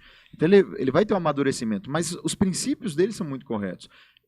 O dinheiro público não é para usar em campanha. Eu falo assim, você quer estar no Novo? Sua campanha vai ser sem dinheiro. É isso que você quer? Então eu entrei com essa regra. Então o que eu tenho que fazer desde antes? Eu tenho que pedir contribuição dos meus amigos, de quem me apoia, quem acredita em mim. E foi assim que eu fiz. Eu fiz a vaquinha, minha vaquinha foi uma das maiores na pré-campanha, acho que foi a terceira maior, só perdi para o Fábio Félix e para um outro. Então eu tive contribuição. Foi nisso que eu acreditei que eu poderia sair. Porque eu fiz o processo seletivo, o último processo seletivo do Novo para sair para distrital foi na última hora de verdade. Estava trabalhando que nem um doido. Aí eu joguei na rede social, falei, gente, foi aprovado no processo seletivo do Novo. Eu pensei assim, pessoal, Getúlio, lá vai pra política, que merda, ela vai roubar dinheiro. Eu pensei que ia mudar um pouco, e foi o contrário, foi assim, pô, Getúlio, finalmente eu tenho alguém em quem votar. O que você precisar para a campanha, eu te apoio. E eu tive um apoio muito grande, de verdade. Assim, hoje eu não posso reclamar de dinheiro, eu ainda tenho no meu caixa, ainda tenho dinheiro. Ainda faltam 12 dias aí para a eleição, eu ainda não gastei meu dinheiro todo. Ou seja, eu estou dando valor para o dinheiro que as pessoas doaram. Eu praticamente não botei dinheiro meu, praticamente quase nada de dinheiro meu. É dinheiro das pessoas que acreditaram em mim. Eu acho que é assim que tem que ser feita a política. Ah, mas aí você não democratiza. Não, Fábio Félix é o segundo a maior vaquinha. E te garanto que o público dele, ele teve até muito mais apoiadores. Eu acho que é assim, então eu não posso criticar o Fábio, quer dizer, eu posso porque depois ele usou o fundo partidário também. Eu não discordo da parte de usar. Ele usou quase 800 mil reais. Eu estou disputando uma candidatura minha com 35 mil mais ou menos, contra um que está usando 800 mil. Cara, 800 mil, desculpa. 800 mil você compra o eleitor. 800 mil, 1 milhão, você compra o eleitor. Porque você fala assim, olha... R$2.000 para você trabalhar na minha campanha, ou R$1.000, porque muita gente aí trabalha por R$500. R$500 você arranja 100 pessoas para votar em mim. Essa é a sua meta, 100 pessoas. Você faz a conta aí, você vai ver o tanto de voto que você vai ter. Você está eleito. Com 1 milhão você está eleito para distrital. Só acho assim, você vai gastar 1 milhão para ganhar menos de 1 milhão com salário. Não bate as contas aí não. Assim, eu sei lá, acho muito estranho. Eu entendo que tem pessoa que quer estar lá porque... Sei lá, às vezes eu não entendo muito bem os propósitos de algumas pessoas, não. Porque se entrar num lugar para roubar é muito esquisito. Eu acho estranho se entrar num lugar para fazer o errado. Isso não entra muito nos meus valores. Então, eu acho estranho. O meu não. O meu eu acho que assim, se eu entrar, eu vou estar falando para a população assim, cara, você também pode estar lá.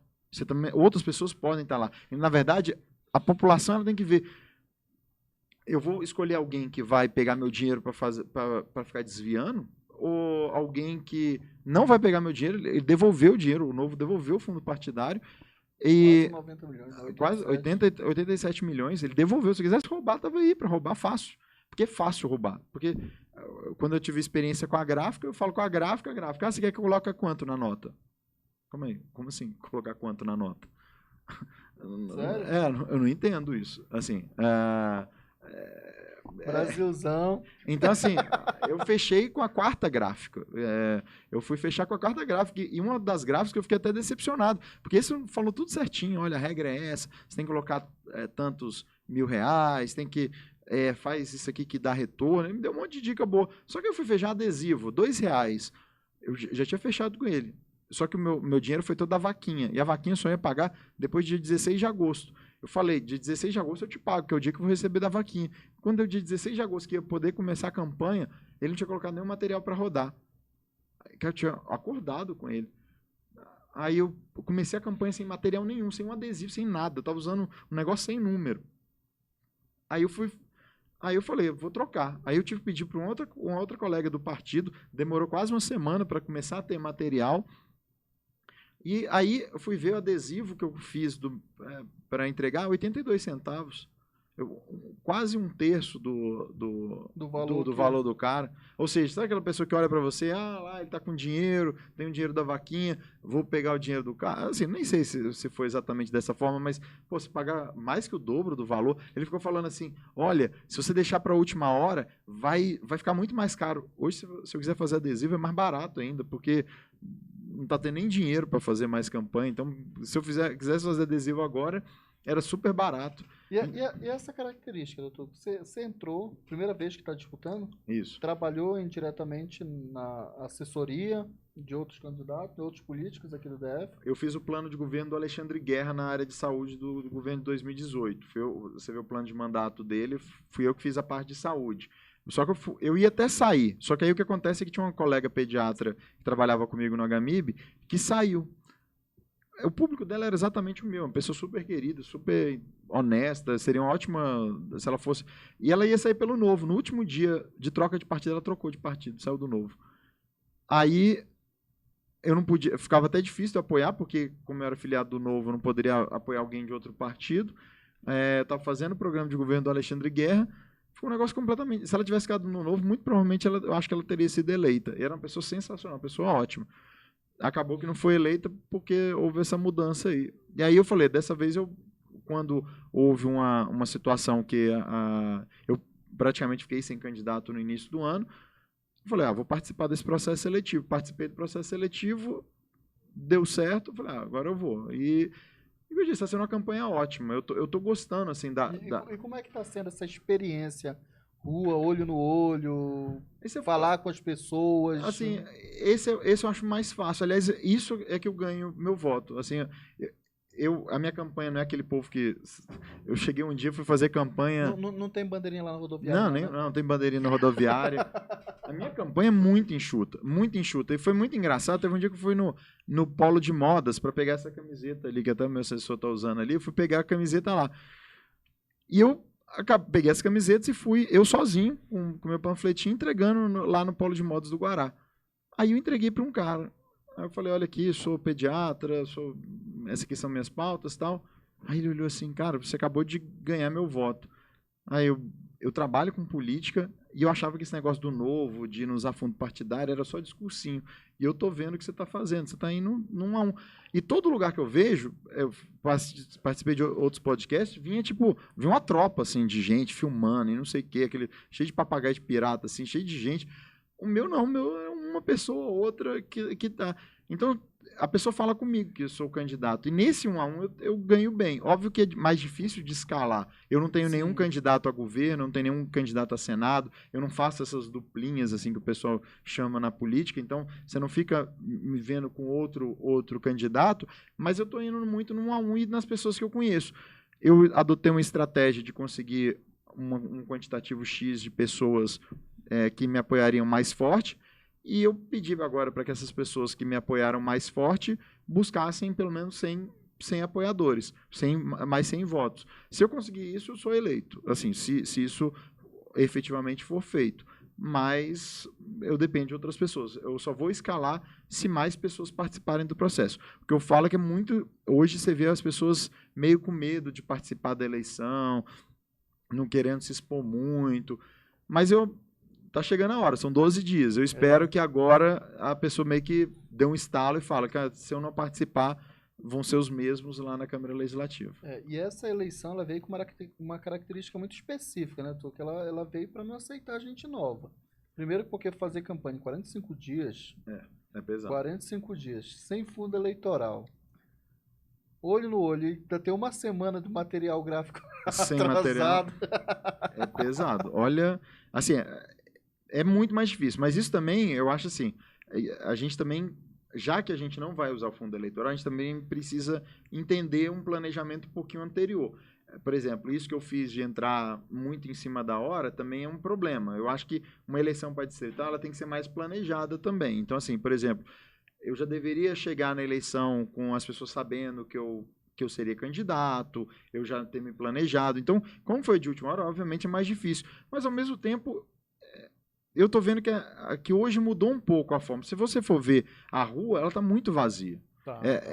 Em relação às outras eleições, era muita gente na rua. Agora é quase ninguém. Você vê rodoviária, você vê alguns lugares com mais pessoas, mas na rua mesmo, num a um panfletando, você não vê. E a própria população está meio de saco cheio disso. Assim, você vai abordar... No meu caso, as pessoas parecem que me ouvem, pelo fato de eu ser o candidato. Mas uma pessoa que não é o candidato entregando, ele pega o papelzinho, rasga e joga fora. Então, assim, mas é uma coisa, doutor. Antigamente, até a eleição passada, a gente tinha uma característica de que o candidato era algo muito distante. O candidato ele já vinha com aquela característica do ar de estrela. Inacessível, difícil contato, era o cara que... Uma agenda supostamente muito lotada, com reuniões só para cima de 20 pessoas, 30 pessoas, entendeu? E o povo, ele meio que se distanciou. Saiu uma pesquisa hoje, eu não sou nem muito adepto dessas pesquisas, mas teve um dado lá que me deixou muito, assim, com entendimento. 63% das pessoas ainda não escolheram seus candidatos a deputados distritais e 67% não imaginam quem vai ser o seu candidato a deputado federal. Teoricamente, é um dado que assusta um pouco, porque ao mesmo tempo que essas pessoas estão desalentas ao meio da informação do processo político, as raposas velhas elas estão aí, trabalhando incansavelmente.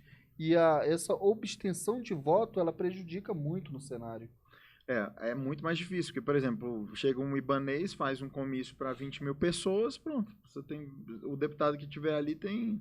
Em tese tem 20 mil pessoas apoiando. Então, realmente ficou muito difícil para um candidato novo entrar, mas ao mesmo tempo, para mim surge uma oportunidade.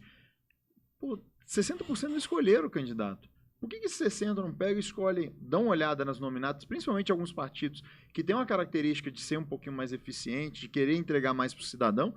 Porque, ao mesmo tempo que diminuiu o número de candidatos quase pela metade. Então, tem menos candidatos. 90% entra, sei lá, o que está fazendo na eleição. Se você pegar desses 500 aí, 400 não sabe nem o que está fazendo na eleição. Não tem nenhuma estratégia, não tem nada, não tem nem verba, nem fundo partidário tem, não tem nada. Ou seja, na verdade tem 100 ali que estão mais ou menos disputando essas 24 vagas. É esse mais ou menos o cálculo. Tem os que estavam lá, que para mim deveriam trocar todos. Eu acho que assim, a distrital deveria trocar até para não ter o vício de ser distrital. Mesmo que eu seja eleito, que me troque depois, para ter uma renovação. Mas o importante, dá uma olhada. Você entrevistou aqui o Márcio, que é um fisioterapeuta. Cara, sensacional. Eu pego no meu partido 4, 5 pessoas distritais que são excelentes, mas excelentes, assim, de um nível elevadíssimo para discussão. Cara, dá uma olhada nessas pessoas. Tem pessoas, eu conheço no União Brasil, excelentes, que deveriam estar lá. Tem pessoas que estão realmente fazendo um trabalho muito honesto. Tá usando fundo partidário? Eu sou contra, mas assim, eu entendo quem usa. É difícil, não é fácil fazer sem dinheiro campanha. No meu caso, eu consegui apoio das pessoas, mas tem pessoas ótimas no meu partido que não conseguiram tanto dinheiro. E, talvez ele vai ficar de fora porque não tinha uma possibilidade de divulgar o nome dele. Só pela questão do dinheiro, né? Pela questão do dinheiro. Então, nesse fator limitante, eu acho ruim mesmo. Eu dou aula em 2 faculdades de medicina, eu sou daqui, eu formei aqui, minha carreira toda aqui, então, naturalmente, as pessoas me conhecem mais. Tem médicos, por exemplo, que tem médico do meu partido, o Juliano, que é um cara excelente, um cirurgião plástico excelente, cara super correto, super honesto. Ele não é daqui, então, naturalmente, as pessoas daqui não vão contribuir tanto pelo fato de conhecerem pouco. Você dificilmente vai dar dinheiro para uma pessoa que você conhece pouco. Mas o cara é super correto. Era uma pessoa que também deveria receber um apoio maior e disputar em condições iguais a outros candidatos. Então, a nominata do Novo, apesar de ser uma nominata um pouquinho mais enxuta, menos conhecida no meio político, mas se você for ver a parte técnica dela, é excelente. Só profissionais de ponta, né? Muito bons. Olha, assim, e essa tranquilidade, por exemplo, que eu falo, não quer votar no Dr. Getúlio? Vota no Márcio. Vota no LGM, que é o Luiz Guilherme, que tem uma pauta de transporte importante. Vota no Juliano. tem muita pessoa boa no Novo, e se eu não for eleito, você vai eleger um cara bom. Tem outro partido que você vai lá, às vezes, dar o voto pro cara bom e vai eleger, não vou falar o cara ruim, mas vai eleger o cara ruim do partido dele, que é o cabeça da nominata. E isso as pessoas também não entendem. Então, eu acho que nesse momento, você está na dúvida, vota no Novo. Dá uma oportunidade para o Novo. Porque uma coisa eu posso te garantir, o Novo não vai te decepcionar lá na Câmara Legislativa. Ele não vai deixar de fiscalizar. Ele não vai deixar de fazer o papel, porque não é só com a população que ele tem compromisso com o próprio partido. O partido ele cobra dele. E esse que eu acho a grande característica do Novo. Se você pegar essa Câmara Legislativa e botar 3, 4 do Novo lá, tá em dúvida, vota no 30. Vota no meu número, mas vota em alguém que vai fazer bom uso. Por quê? Porque aí vai ser alguém que vai falar assim, opa, não pode ter fundo, não no caso do distrital, que não decide fundo eleitoral, mas você vota no federal, vai ser o cara que vai barrar o fundo eleitoral. Agora, quando você bota no cara que recebe 1 milhão de fundo partidário, 2 milhões, 3 milhões, qual o incentivo que ele tem para não usar o fundo partidário? Ele vai aumentar. Na próxima eleição não vai ser 4,9 bilhões, não. Vai ser 10 bilhões de reais para fundo partidário. E o dinheiro vai para o cacique, ele escolhe quem que vai ser eleito. Ou seja, acabou a democracia. A gente está falando em defender democracia, se a preocupação é o presidente X ou Y. Não é isso que determina a democracia. O fundo partidário que está acabando com a democracia, porque... Em tese, essa também é uma discussão problemática, né? Quando a gente se fala de democracia, processo democrático. O processo democrático, nesse ano, aqui no Distrito Federal, ele teve umas... Ali os bastidores teve um aquecimento, faltando ali 5, 6 dias para a campanha. Teve gente boa que foi tirada fora, teve gente que não conseguiu cumprir nominata no período da eleição, meio que nós ficamos sem opções. Isso, o Regufo foi tirado, desculpa, o Regufo foi tirado com 21% de intenção. Que decisão lógica tem para você tirar um candidato que é honesto? Eu defendo... Eu entrei na política com os Regufo, falo claramente, porque a primeira vez que eu tentei entrar em alguma coisa foi por causa do Regufo. O Regufo ser tirado de uma eleição, assim, eu acho a coisa mais absurda. Eu fiquei sem alternativa para governo hoje. Hoje eu não tenho ninguém para votar para governo. Essa é outra pergunta. Como é que a gente se posiciona aqui? Não sei. É o que eu disse. Governo e Senado ficou uma situação muito difícil de você decidir. Antigamente você decide o menos pior no segundo turno. No governo federal... Eu acho que a gente não vai ter segundo turno aqui no DF. No DF, sim, mas o que eu estou dizendo no federal, por exemplo. Federal, como é que a gente ficou, principalmente o executivo? Não, eu tenho tranquilidade de votar. Eu falo abertamente, votar no 30. No Felipe Dávila é disparado mais preparado. Disparado, assim, não tenho dúvida nenhuma do melhor preparo dele. É um cara que melhor prepara da vida dele, da própria vida dele. Ou seja, é um cara que pelo menos gere a vida dele. Os outros lá só gerem porque tem... um cara muito inteligente, ele é muito fora da curva. É um cara que os valores dele são completamente diferentes. Óbvio que é muito difícil do Felipe Dávila decolar e hoje essa polarização atrapalha muito o debate político. No final, você vai ter que escolher o menos pior. Vai ter o segundo turno lá e você vai ter que votar no menos pior. E o menos pior, como é que é? Desculpa, é tiro na cara ou tiro no peito. É uma situação muito ruim. Eu falo assim, cara, no final de tudo, assim, imagina, você tem 200 milhões de pessoas, aí no final você vai ter que escolher essas 2 pessoas. Eu acho um negócio tão ruim, porque assim, eu me julgo mais apto de... Não quero estar nessa posição, não estou planejando ser presidente, mas tem um monte... Eu conheço uma infinidade de pessoas que poderiam estar melhor nesse cargo. Aliás, eu acho que de quase todos os candidatos, a maioria poderia estar numa situação... Eu acho que a gente deveria ter 4 anos mais tranquilos, entendeu? São 4 anos que a gente vai viver, independente de quem ganhar, a gente vai viver numa situação de cansaço. Eu não voto na esquerda de jeito nenhum, então assim, eu não tenho como votar na esquerda, mas assim, ao mesmo tempo cansa. A política virou um jogo de futebol. O jogo de futebol, beleza. Um final de Libertadores infinito ali. Beleza, mas futebol você escolhe teu time pelo motivo mais irracional do mundo. Na eleição você tem que votar pelo motivo racional. A sua escolha não é por o meu favorito, meu time. Eu torço por um time de futebol, sei lá, por que motivo. Porque meu pai falou para não tenho nenhum motivo racional para você torcer por um time de futebol. Na política não pode ser por motivos irracionais, tem que ser por uma lógica, por valores, por alguma coisa que entregue mais para o cidadão. Eu acho que esse é o propósito. Eu acho que são poucos os candidatos que realmente pensam nisso. Eles pensam ainda em muito salvador da pátria. É um político que vem para salvar. Minha vida não depende de político. É a geração da lacração, doutor. Que a gente tem visto, todo mundo está querendo usar o púlpito, principalmente no processo político, uma lacração. É a fala de efeito que vai viralizar, que vai te garantir voto no final do processo. E na boa, a gente está precisando de possibilidades melhores, porque... Assim, e a gente tem, é isso que me incomoda, é o fato da gente ter. A gente tem opções. Aliás, se você for ver o meio, tem várias opções melhores, mas ficou já separado. Então hoje você vai ter que tomar um lado dessa decisão, mas a vontade de sair do país. Se pudesse, eu ia para fora. Porque você tem que ter não é possível que a gente não possa escolher bem, a gente não possa ter um ambiente de tranquilidade, que a gente não possa defender valores normais, valores de não roubar, de não... São valores comuns, né? De não trocar um cargo, não trocar dinheiro por cargo, não comprar voto com mensalão, petrolão ou fundo, sei lá, um fundo escondido aí. Não pode ser desse jeito. Aqui no DF a gente está vendo isso. Por exemplo, ia abrir a CPI do IGES, de repente um dos candidatos tira a assinatura na última hora. Opa, calma aí. Tinha um número suficiente para abrir a CPI, sei lá, se tem um jantarzinho, vai lá e o cara tira a assinatura dele. Não dá. O secretário de saúde deliberava num ambiente fechado com o governador. Não é possível que ele tome uma decisão de comprar 100 milhões do teste rápido sem que ninguém questione isso aí. Não, tá certo. Não é possível isso. Desculpa, é ilógico. Então, ninguém vai questionar isso.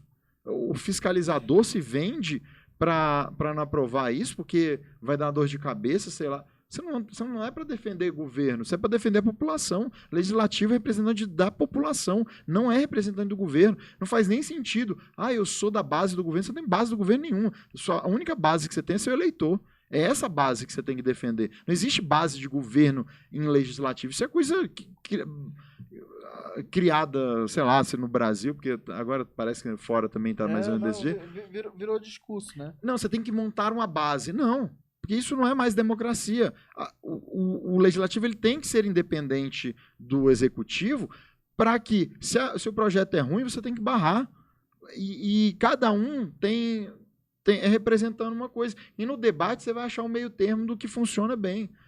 Se for no debate, beleza, você pode até decidir que não vale a pena abrir a CPI do IGES. Se for num debate, uma coisa. Mas quando o fato que causou não abrir a CPI foi eu trocar não sei quantos, esse voto por não sei quantos cargos na administração, isso não pode acontecer. O voto ele não pode ser determinado por isso. Aliás, isso é um dos valores do Novo, por exemplo, eu não vou indicar um cargo político. Eu não vou, nenhum. Mas eu vou te dar um cargo. Não vai. Vou te dar um cargo do executivo. Não vou. Não. O Novo não negocia dessa forma. Negociação você me apresenta um projeto bom, se for bom para a população, eu aprovo. Se for ruim para a população, ou mal feito, eu não aprovo. E eu vou fiscalizar, não tem isso. Não pode, a gente não pode abrir mão desse tipo de coisa. A gente não pode abrir mão do nosso poder de legislar e fiscalizar. Não pode. É essa a nossa função de legislador. E é isso que eu estou indo para lá. E eu tenho a capacidade, eu estou entrando porque eu tenho a capacidade técnica de falar, olha, esse teste está errado. Eu falaria, tanto que eu fiz, que eu fui um dos que fiz o documento dessa compra do teste rápido. Do teste rápido, não funciona. Não é que não funciona, ele funciona para identificar os anticorpos, só que o anticorpo ele aumenta no 10º dia de doença. O teste de Covid é para você isolar o doente logo no início da doença. Antes da contaminação. Não, depois que ele foi infectado, mas nos primeiros dias. Então, tem que ser um teste que seja capaz de identificar a doença no início. Eu fiz esse questionamento pela Lei de Acesso à Informação, o secretário de Saúde respondeu e as respostas foram horrorosas. É horrorosa. É um negócio que fala assim, meu Deus do céu, não é possível que ele está respondendo dessa forma. Assusta, porque você está vendo que não foi uma coisa técnica. Essa compra não foi técnica. Tem uma coisa esquisita por trás, essa compra. Então, não dá para funcionar dessa forma. E o problema da saúde é diferente de outras coisas. O senso comum funciona na maioria das outras das outras áreas. Vamos expandir o metrô. Eu sou a favor da expansão do metrô. Não sei se talvez seja o melhor gasto do mundo, mas é difícil você falar que você é contra, porque eu acho que tinha que ter outros tipos de transporte, até mais rápidos, inclusive. A gente tem que... Brasília parece que parou no tempo. Assim, a gente está buscando soluções do... A gente está há 60 anos ainda. A gente devia estar buscando era hiperloop, um transporte moderno, uma coisa nova. Brasília é a cidade do futuro. A gente está planejando como vai ser o transporte daqui a 10 anos, daqui a 20 anos. É esse o transporte que a gente tinha que estar pensando aqui. Não voltar no tempo como é que é o transporte do início do século XX. Não é assim. Não é, eu acho que a gente está caminhando para o jeito errado. Mas esse senso comum, às vezes, funciona. Na saúde não funciona, é o contrário. Se você quiser agradar a população, você inaugura uma ambulância. Isso não vai resolver nada.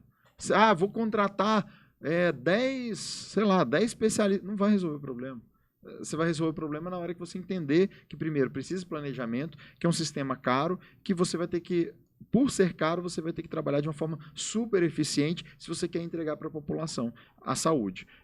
A saúde foi mal, o governo federal foi mal, todos os estados do Brasil.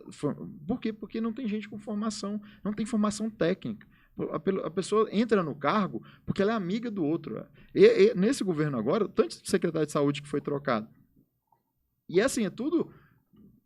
Eu participei até teve um dia que caiu o secretário de saúde, e aí uma amiga minha me ligou.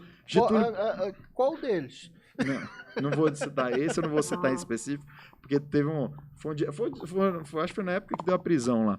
Me ligou, eu preciso de um nome de secretário. Aí eu indiquei 2 ou 3 pessoas que são assim, super competentes, super honestas, já trabalharam em gestão, e indiquei. Aí no final apareceu o general, foi quando assumiu o general, tem um militar aqui no comando, que deve ser uma pessoa honesta, mas assim, eu ainda acho que entende muito pouco. A decisão é assim, cara, me arranja um secretário. No grupo do WhatsApp. Praticamente. Pior que foi quase no WhatsApp. Você pode atender? Posso. Foi mais ou menos assim. Então, assim, não pode secretário de saúde ser decidido dessa forma. Para mim, na Secretaria de Saúde, inclusive, deveria ser carreira. Deveria ser assim, igual no militar. Militar começa aqui, fazem os cursos, você quer ir para gestão? Beleza, agora você começa a receber uma capacitação em gestão. Aí, eu sou professor da escola de medicina. Não, eu quero ir para a área acadêmica. Não, então você tem uma formação para ir para a área acadêmica e o outro vai para a gestão. Então, você vai subindo dentro da Secretaria de Saúde e vai assumindo cargos de gestão pela sua experiência, pela sua competência, por mérito. Hoje não, hoje você só tem plano de cargos e carreira, plano de salários e cargos. Você só tem salário, porque seu salário só cresce no ano. Fazendo o que eu quiser, meu salário todo ano sobe. Isso já tem na carreira. Mas não tem um plano de cargos, ou seja, se eu fizer um bom trabalho, eu vou subir na Secretaria de Saúde. Isso não existe. É por indicação política. E aí você vê... Às vezes você vê umas pessoas em cargos que você pergunta, é igual você vê um carro pendurado na árvore. Você fala assim, meu Deus do céu, como é que foi parar aí? Aquela pessoa não pode estar naquele lugar. Tem um monte de pessoas assim que dentro da Secretaria de Saúde. Eu já passei por tudo. Todo tipo de situação eu já passei dentro dessa secretaria. Eu já vi de tudo. Eu já vi o cara que tinha um consultório privado na porta do hospital e mandava o retorno dos pacientes dele do hospital privado ir para o público. Eu denunciei. Aí... Eu cheguei na Secretaria de Saúde, o subsecretário falou assim, estava com um envelope com a minha denúncia, falou assim, você sabe isso aqui? Isso aqui pode dar problema para você. Hã? O denunciante... Eu fiquei tão puto, porque eu fui... Nessa época eu me senti perseguido, de verdade. Foi a única vez que eu me senti realmente perseguido, porque eu chegava assim, olha, se você continuar fazendo isso aí, eu te tiro da escola de medicina. Eu recebia esse tipo de coisa. Aí eu falei o seguinte, olha... Eu não quero saber quem está certo. Faz o seguinte, bota ponto eletrônico para mim, para ele ver quem continua na Secretaria de Saúde. Foi isso que eu pedi. Eu cheguei nesse nível. Eu falei, bota ponto... não tinha ponto eletrônico na época. Eu pedi, bota ponto e vê quem continua na Secretaria de Saúde. Aí ele viu que, assim, no mínimo, era uma pessoa séria para estar no negócio. Mas você vê coisas muito erradas e a pessoa já não tem mais coragem de denunciar, porque se você denuncia, você que fica marcado, porque seu documento não chega, seu documento ele para em algum lugar. Então, a Secretaria de Saúde... O trâmite interno, então... Porque o cargo é político, o cargo, a função de gestor não é para entregar mais aqui na ponta, é para o problema da ponta não chegar para cima.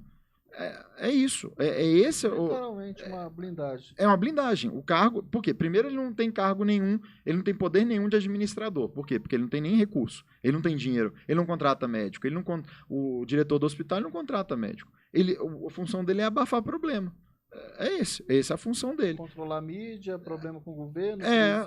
E a hora que você explicita isso, tem um médico do HMIB, que era diretor, um dia ele participou de um protesto, tirou foto lá participando de um protesto abraçando o HMIB.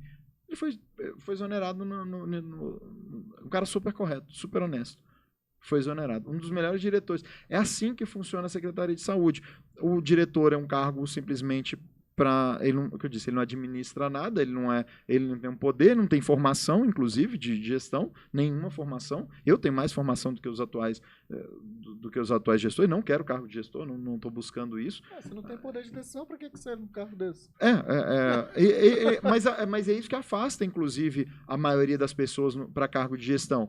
Porque ele sabe que... Eu tenho um colega meu que é um oncologista, um cara também outro genial, inteligente, super dedicado, era o dono de uma empresa agora de uma clínica privada que acabou sendo vendida e se deu super bem, está com a vida hoje super confortável, então, mas ele era um dos chefes do hospital de base da oncologia.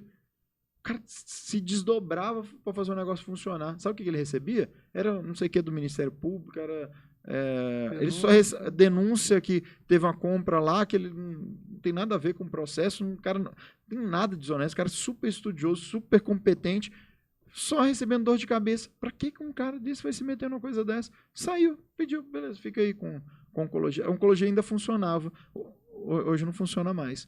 Então, é isso que vai desanimando e vai afastando o bom profissional da Secretaria de Saúde, porque chega um momento que, eu falo que até esse momento eleitoral está fazendo refletir muito sobre a continuidade da Secretaria de Saúde. Não que eu vá sair, assim, ainda eu gosto de trabalhar na Escola de Medicina, eu gosto de trabalhar no HMIB, que ainda é um dos melhores hospitais. Os profissionais de lá são excelentes, são muito fora da curva, são muito bons, são pessoas que foram chefes de Santa Luz, de outros hospitais privados, pessoas super competentes. Se conseguir fazer esse serviço não funcionar, tem alguma coisa errada. Ou seja, tem uma mão fazendo o negócio não funcionar.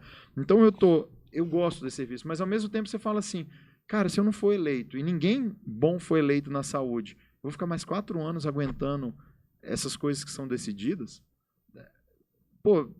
Pra que tanto sofrimento na minha vida? Assim, pra que eu vou ficar lá sendo ameaçado na porta de pronto-socorro? Eu não, porque assim, eu sou uma das pessoas que às vezes cuido do paciente já internado e tal, mas a pessoa lá da porta, você sente quando seu colega tá sendo ameaçado. Agora, nesse período eleitoral, às vezes eu vejo que... Era essa uma das perguntas. Nesse processo, há algum tipo de retaliação? Principalmente pelas falas, principalmente pelo posicionamento? Não. Até agora não, mas eu não tenho medo disso. Assim, eu sinceramente tenho medo nenhum disso. Aliás, eu tenho vários sistemas de segurança. Se isso der errado no público, eu tenho privado. Minha vida não está travada por causa do público. Eu gosto de trabalhar. Eu estou no público que eu gosto. E eu gosto, por quê? Porque hoje eu estou na Escola de Medicina do governo, que a gente fala que às vezes o serviço público não funciona. Tá ali o serviço público que funciona. Serviço uma das melhores escolas médicas do Brasil, de enfermagem do Brasil. Eu estou num ambiente excelente ali. Eu sou coordenador do 2º ano do curso de medicina. Eu lido com um cara que é mestre, doutor, ou seja, pessoal tudo de fim de carreira de Secretaria de Saúde, que são excelentes professores, uns alunos extremamente bem qualificados, que foram muito bem selecionados, porque são notas muito altas no Enem para entrar. Eu gosto daquele ambiente. É um ambiente que é desafiador, porque o professor é inteligente, o aluno é inteligente, o aluno te desafia. Cria uma discussão... Isso é um ambiente que todo mundo quer trabalhar. Então, assim, eu adoro a ESCS. A ESCS, ela modifica o serviço de saúde, então o governo usa muito mal a escola de medicina que ele tem, porque é uma escola que em todo lugar que ela está, o serviço funciona melhor. Porque o interno ele também ajuda na evolução dos pacientes, na discussão, faz trabalho científico. A escola deveria ser incentivada a treinar os servidores da Secretaria de Saúde, ter uma capacitação continuada, fazer ali no prédio da FEPEX um grande centro de treinamento da Secretaria de Saúde, que é uma área central, colocar centro de simulação realística, para treinar todo tipo de atendimento, desde o acolhimento, ou seja, você chega na unidade de saúde, porque isso depende de treinamento. As pessoas assumem que todo mundo sabe receber um paciente, mas não sabe. Então, a pessoa... Hoje quem faz o acolhimento da Secretaria de Saúde é o guardinha. É o segurança. É o segurança que muitas vezes dá uma ajuda, que não é função dele, mas ele tem um papel fundamental ali Então, assim, ele tem que receber um treinamento para que as pessoas sejam acolhidas. Você chegar lá e, pô, no mínimo eu fui bem atendido, sabe? E isso falta na Secretaria de Treinamento. E a escola é a única escola no Brasil que está dentro do sistema de saúde. É a única escola médica do Brasil que é dentro do sistema de saúde. Todas são no sistema de educação, a ESCS é no sistema de saúde. Uma das pautas minhas é para que ela mantenha esse modelo. Porque se ela for para a UniDF e ficar na educação, é o fim da escola. Ou seja, o governo vai conseguir destruir uma das poucas coisas que funcionam muito bem. Agora, está faltando professor lá. Eu estava indo trabalhar num horário que não era meu. Meu horário não era terça de manhã, eu não tenho esse horário. É meu horário de folga, mas não tinha professor, eu era coordenador. Eu falei, eu não vou deixar o aluno sem... E nem o meu professor sobrecarregado. Então, eu estava dando, antes do período eleitoral, eu estava entrando terça-feira. Não cobrei a mais o serviço, não cobrei nada a mais. Eu trabalhei... Estava pela uma aptidão mesmo. Não, porque eu acho que o sistema tem que funcionar. Eu acho que líder, a pessoa que está na liderança, é a pessoa que toma a primeira pancada. Vai criticar meu professor, primeiro me critica, porque em tese sou eu que tenho que fazer meu professor ter condições de trabalhar. E ao mesmo tempo, se a série não está tendo resultado, pode me criticar, porque eu que coordeno a montagem dos planos pedagógicos, de tudo. Então, eu que tenho que ser a barreira. Por quê? Porque a pessoa que está lá na ponta tenha mais tranquilidade de trabalhar. Ela não pode ficar tomando essas pancadas. Quem tem que tomar pancada é quem coordena. Então pode mandar pancada para mim, que eu bato no peito e bora. Não, é assim. Não, mas eu te entendo. Porque aí funciona. E aí você vê alunos extremamente motivados. Meus alunos ontem foram homenageados lá no Senado, eu estava lá no Senado com eles, são 21 anos da escola, e foi um evento sensacional. E você vê como que eles vestem a camisa da escola. E isso faz muito a diferença. Eu acho que o serviço público ele já funcionou melhor porque antigamente tinha isso. Eu já tive uma situação no HRT que era assim, tinha um senso de coleguismo. Olha o que aconteceu, isso foi o governo do PT, do Agnello. A gente tinha 3 pediatras na porta e um na área interna. A gente tinha um compromisso com a gente não deixar uma ficha esperando. Era um compromisso interno. Não tinha nada, ninguém pedia pra gente nem nada. Isso de muito tempo, desde que eu entrei lá no HRT. Desde que eu era residente lá. Então a gente não tinha tempo de espera no HRT, mas tinham 3 na porta. Então dava tempo, às vezes, você descansar, tomar um café, fazer alguma coisinha, mas você tinha o compromisso de atender.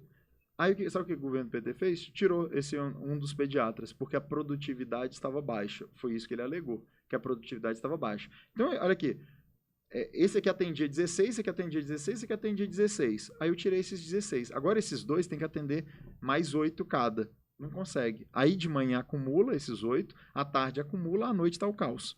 Aí o que começa a acontecer? Esses 2 não aguentam mais essa sobrecarga, um adoece. Agora esse aqui fica sozinho. Aí esse aqui adoece também. Então o que começou a acontecer? O paciente começou a esperar. Ele não esperava no HRT. E ele começou a esperar por uma decisão completamente... Quando você tinha uma folga, você foi lá e tirou a pessoa. A gente atendia mais rápido que o Anchieta, que fica na frente do HRT. A gente atendia mais rápido. O paciente, e muitas vezes eram até médicos que trabalhavam nas 2 unidades. Ele recebeu um atendimento melhor no HRT do que no Anchieta. E aí, com essa mudança, destruiu o serviço do HRT. Hoje, o HRT, se você for hoje, agora, se abrir o prontuário lá, você vai ver uma fila. Eu não falo nada. Meu filho nasceu lá. Eu adoro o serviço do HRT. Não, eu tive uma experiência ruim. Traumática lá e... Mas assim, eu gosto do HRT porque eu fiz residência lá, os profissionais são bons, mas assim, tá chegando um limite dele não funcionar, ele não conseguir, não tá entrando mais. Tá ficando sobrecarregado para falar. Não, assim, a minha situação traumática que eu passei foi comigo. Mas, por exemplo, a questão lá da UBS 6, lá Residente Águas Claras, da UBS 6, eu não tenho do que reclamar da medicina familiar. Pelo contrário, a gente... Foi, eu acho que um dos bons atendimentos que a gente recebeu do setor público, eu sempre falo. E a gente teve a opção de ir para o privado. A gente optou em ficar pelos médicos, pela equipe que acompanhou. E acompanhou meu filho até os 2 anos. No dia do nascimento do meu filho, a gente passou uma situação traumática lá dentro, mas que quando passou esse probleminha, a gente teve um outro atendimento... A equipe é muito boa. Sensacional, assim, na maternidade já. A equipe é boa, mas o que eu disse, assim... E quando você começa a lidar com muita gente...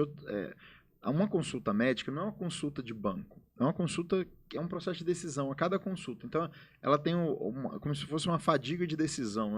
O termo é decision fatigue. É o termo em inglês que chega nas últimas decisões e já está cansado.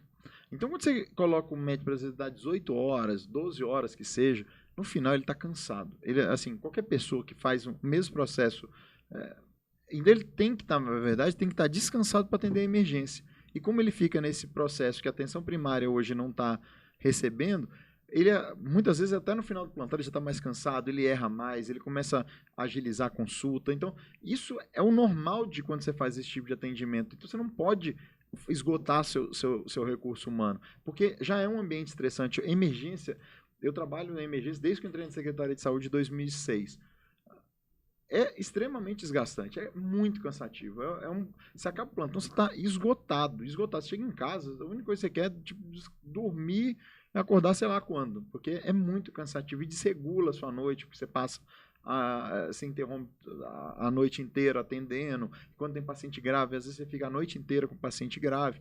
Então, isso para a saúde é muito ruim. Então, o médico ele não tem folga compensatória, por exemplo. Você dá um plantão noturno, no dia seguinte você tem que trabalhar, ou não tem compensação. Trabalha final de semana. Não trabalha com banco de hora, mais ou menos, para... Não tem final de semana, não tem nada. Feriado, nada. Você trabalha no feriado, é como se fosse hora normal. E isso, em termos legais, assim, não deveria acontecer dessa forma. Então tem pessoa que só dá plantão no feriado, tem pessoa que só dá plantão no final de semana. Cara, e 75% dos pediatras hoje são mulheres. Imagina, tem uma família e você não tem nem horário, você não tem horário de descanso. É praticamente impossível. Não, mas é essa caminhada. A gente já está chegando aqui. O papo foi bom. A gente vai. E a gente já está deixando o convite aqui para a galera que está vindo aqui. Se elegeu, a gente quer fazer o convite novamente para vir. Na verdade, assim, se for eleito, eu acho que você tem que, na verdade, de cobrar. Assim, porque eu não acho que, assim, eu acho que, assim, a população tem que começar a ficar mais atenta com a política. Ela tem uma coisa, a gente até falando, a gente abriu esse canal aqui com o intuito de discutir isso. Não no processo em si, porque o processo em si é muito fácil você passar ali em torno de 60 dias falando sobre uma pré-candidatura, que já é uma candidatura, principalmente para o cara que já está no mandato, uma candidatura de 45 dias. Não, a necessidade da população ela é constante. Política é o que move a máquina. A gente está inserido dentro dela e, não goste ou não, a gente vai participar do processo.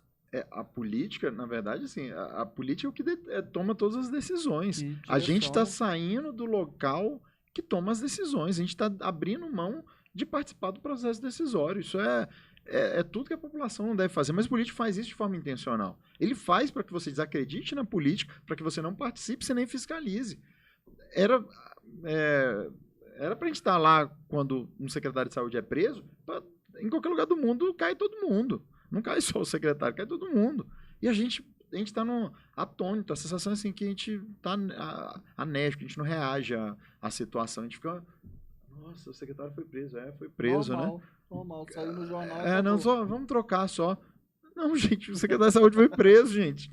Acorda, o secretário de saúde foi preso. Isso é o máximo da desorganização. A gente tá disputando até com um presidente que já foi preso. É uma coisa muito... Desculpa, mas é bizarro. A gente está tentando eleger foi preso, não é... que às vezes ele usa como... o Mandela foi preso. Não, você foi preso por corrupção. Não foi preso porque... Não foi acidente, não foi... perseguição política, não. Que tinha um apartheid. Não tinha nada disso. Você foi porque tu roubou. E até agora o dinheiro está subindo. E ele está gastando, cara, 80 milhões na campanha. 80 milhões, sei lá, 70, não sei exatamente, assim, mas é disparado quem está gastando mais dinheiro. O cara está roubando a campanha, inclusive, porque é dinheiro público, é dinheiro que está sendo desviado. Você pode estar falando, pode até não estar indo no bolso dele, mas está indo para lugar que não deveria estar. Não era para estar fazendo santinho. Que não é prioridade. Exatamente. Está indo. Isso para mim, você pode falar que não é legal, mas é completamente imoral. O fundo partidário é imoral de um jeito absurdo. E assim, a gente tá ficando Pô, normal, não, vamos apoiar o fundo partidário. Você não pode apoiar o fundo partidário. Se você é contra, eu falo, se você é contra o fundo partidário, vote no Novo. Na dúvida, vote no Novo. Porque é o único que vai falar lá que não é para usar o fundo partidário. Qualquer outro voto que você der, você está votando no fundo partidário. Você está falando assim, pode roubar meu dinheiro. É essa mensagem que você está passando. Pode roubar tranquilamente, que não tem problema. Não, parece que não está faltando para a saúde, não está faltando para a educação, não está faltando para a segurança pública. Pode gastar em santinho, pode gastar em impulsionamento no Google, pode... É isso. A gente tem que passar uma mensagem muito clara nesse momento para que a gente entenda que quem manda é a gente. E o deputado, se eu for deputado, se eu sair como distrital, eu sou representante. A população é meu chefe. Eu sou servidor público, eu vou continuar sendo servidor público. Porque lá a sua função é de servir, não é de ser chefe de ninguém. É de responder a demanda da sociedade. Óbvio que você tem que ver que essa é uma demanda honesta, o seu demanda, não, o cara quer invadir terra, vou apoiar o invasor de terra. Não, calma aí. Isso não isso. Era minha ossada, né? Mas é isso. E a galera, onde é que consegue encontrar aí, quer ver as propostas do Dr. Getúlio? Onde é que ela vai? Eu tenho vários canais, o melhor que eu acho é o Instagram, porque tem o DR Getúlio, Dr. Getúlio, tem um Linktree lá que tem participação em podcast, tem minhas propostas, tem grupos de apoio, pode solicitar material que a gente entrega, a gente é pouco, mas a gente vai lá e entrega, a gente tem um kitzinho, deixa eu mostrar o kitzinho. Só pega um kit desse aí pra nós, pra gente mostrar aqui pra galera. Só mostrar aqui na câmera, ó, é um kitzinho que a gente fez e a gente carimbou que não usa fundo partidário, então não... A gente faz ecológico? É ecológico o material? Ah, não sei. Provavelmente deve ser reciclável, mas tem um kitzinho, a gente entrega também pessoalmente, obviamente agora são 12 dias de campanha, não sei se a gente consegue, mas pelo menos pode passar lá e pegar. A gente também tem material para entregar no WhatsApp, os grupos de apoio eles entregam material. E assim, a gente espera só que a população... Eu dou uma opção, na verdade eu sou uma opção, nem acho que sou o melhor candidato de todos, não, provavelmente deve ter muitos candidatos que são bons, mas eu dou uma opção, principalmente na parte de saúde. Se você for também lá no Novo, tem vários outros bons candidatos, então eu te falo que você tem uma segurança muito grande se escolher candidatos do Novo para apoiar, mas eu obviamente vou fazer o meu merchan, minha propaganda, se quiser vote. Não tem esse, eu acho...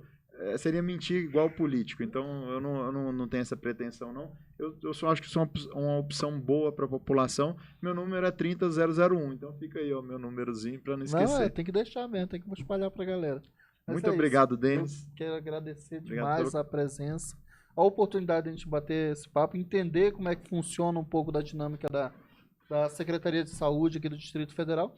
E desde já, te desejo sucesso, uma caminhada próspera aí, que possa ocorrer tudo dentro do planejado. A gente não pode nem falar isso para todo mundo, né? Porque, senão a gente ia eleger todo mundo que participou aqui. Mas eu acho que é disputa. Você entra para ganhar, para perder. Você não tem... isso faz parte do jogo. Eu não vejo, se eu não for eleito, é uma situação trágica. Mas eu falo, assim, tá caminhando e tá sendo da forma que eu queria fazer. Assim, não tem nada desonesto que eu fiz nessa campanha. Eu não comprei voto de ninguém, eu não fiz nenhuma proposta absurda.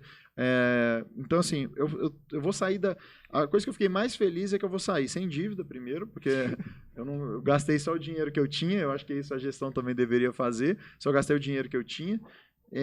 Foi da forma mais honesta possível e eu fui sincero com a população nas minhas propostas. Então, se alguém está buscando isso, tem uma pessoa para votar e eu falo, tem outras também, e busquem, participem. A única coisa que eu quero é que vocês participem. Isso eu vou pedir para vocês participarem, porque senão vão ser esses 24 que estavam aí e eu acho que a gente tem opções melhores para a nossa Câmara Legislativa. Perfeito.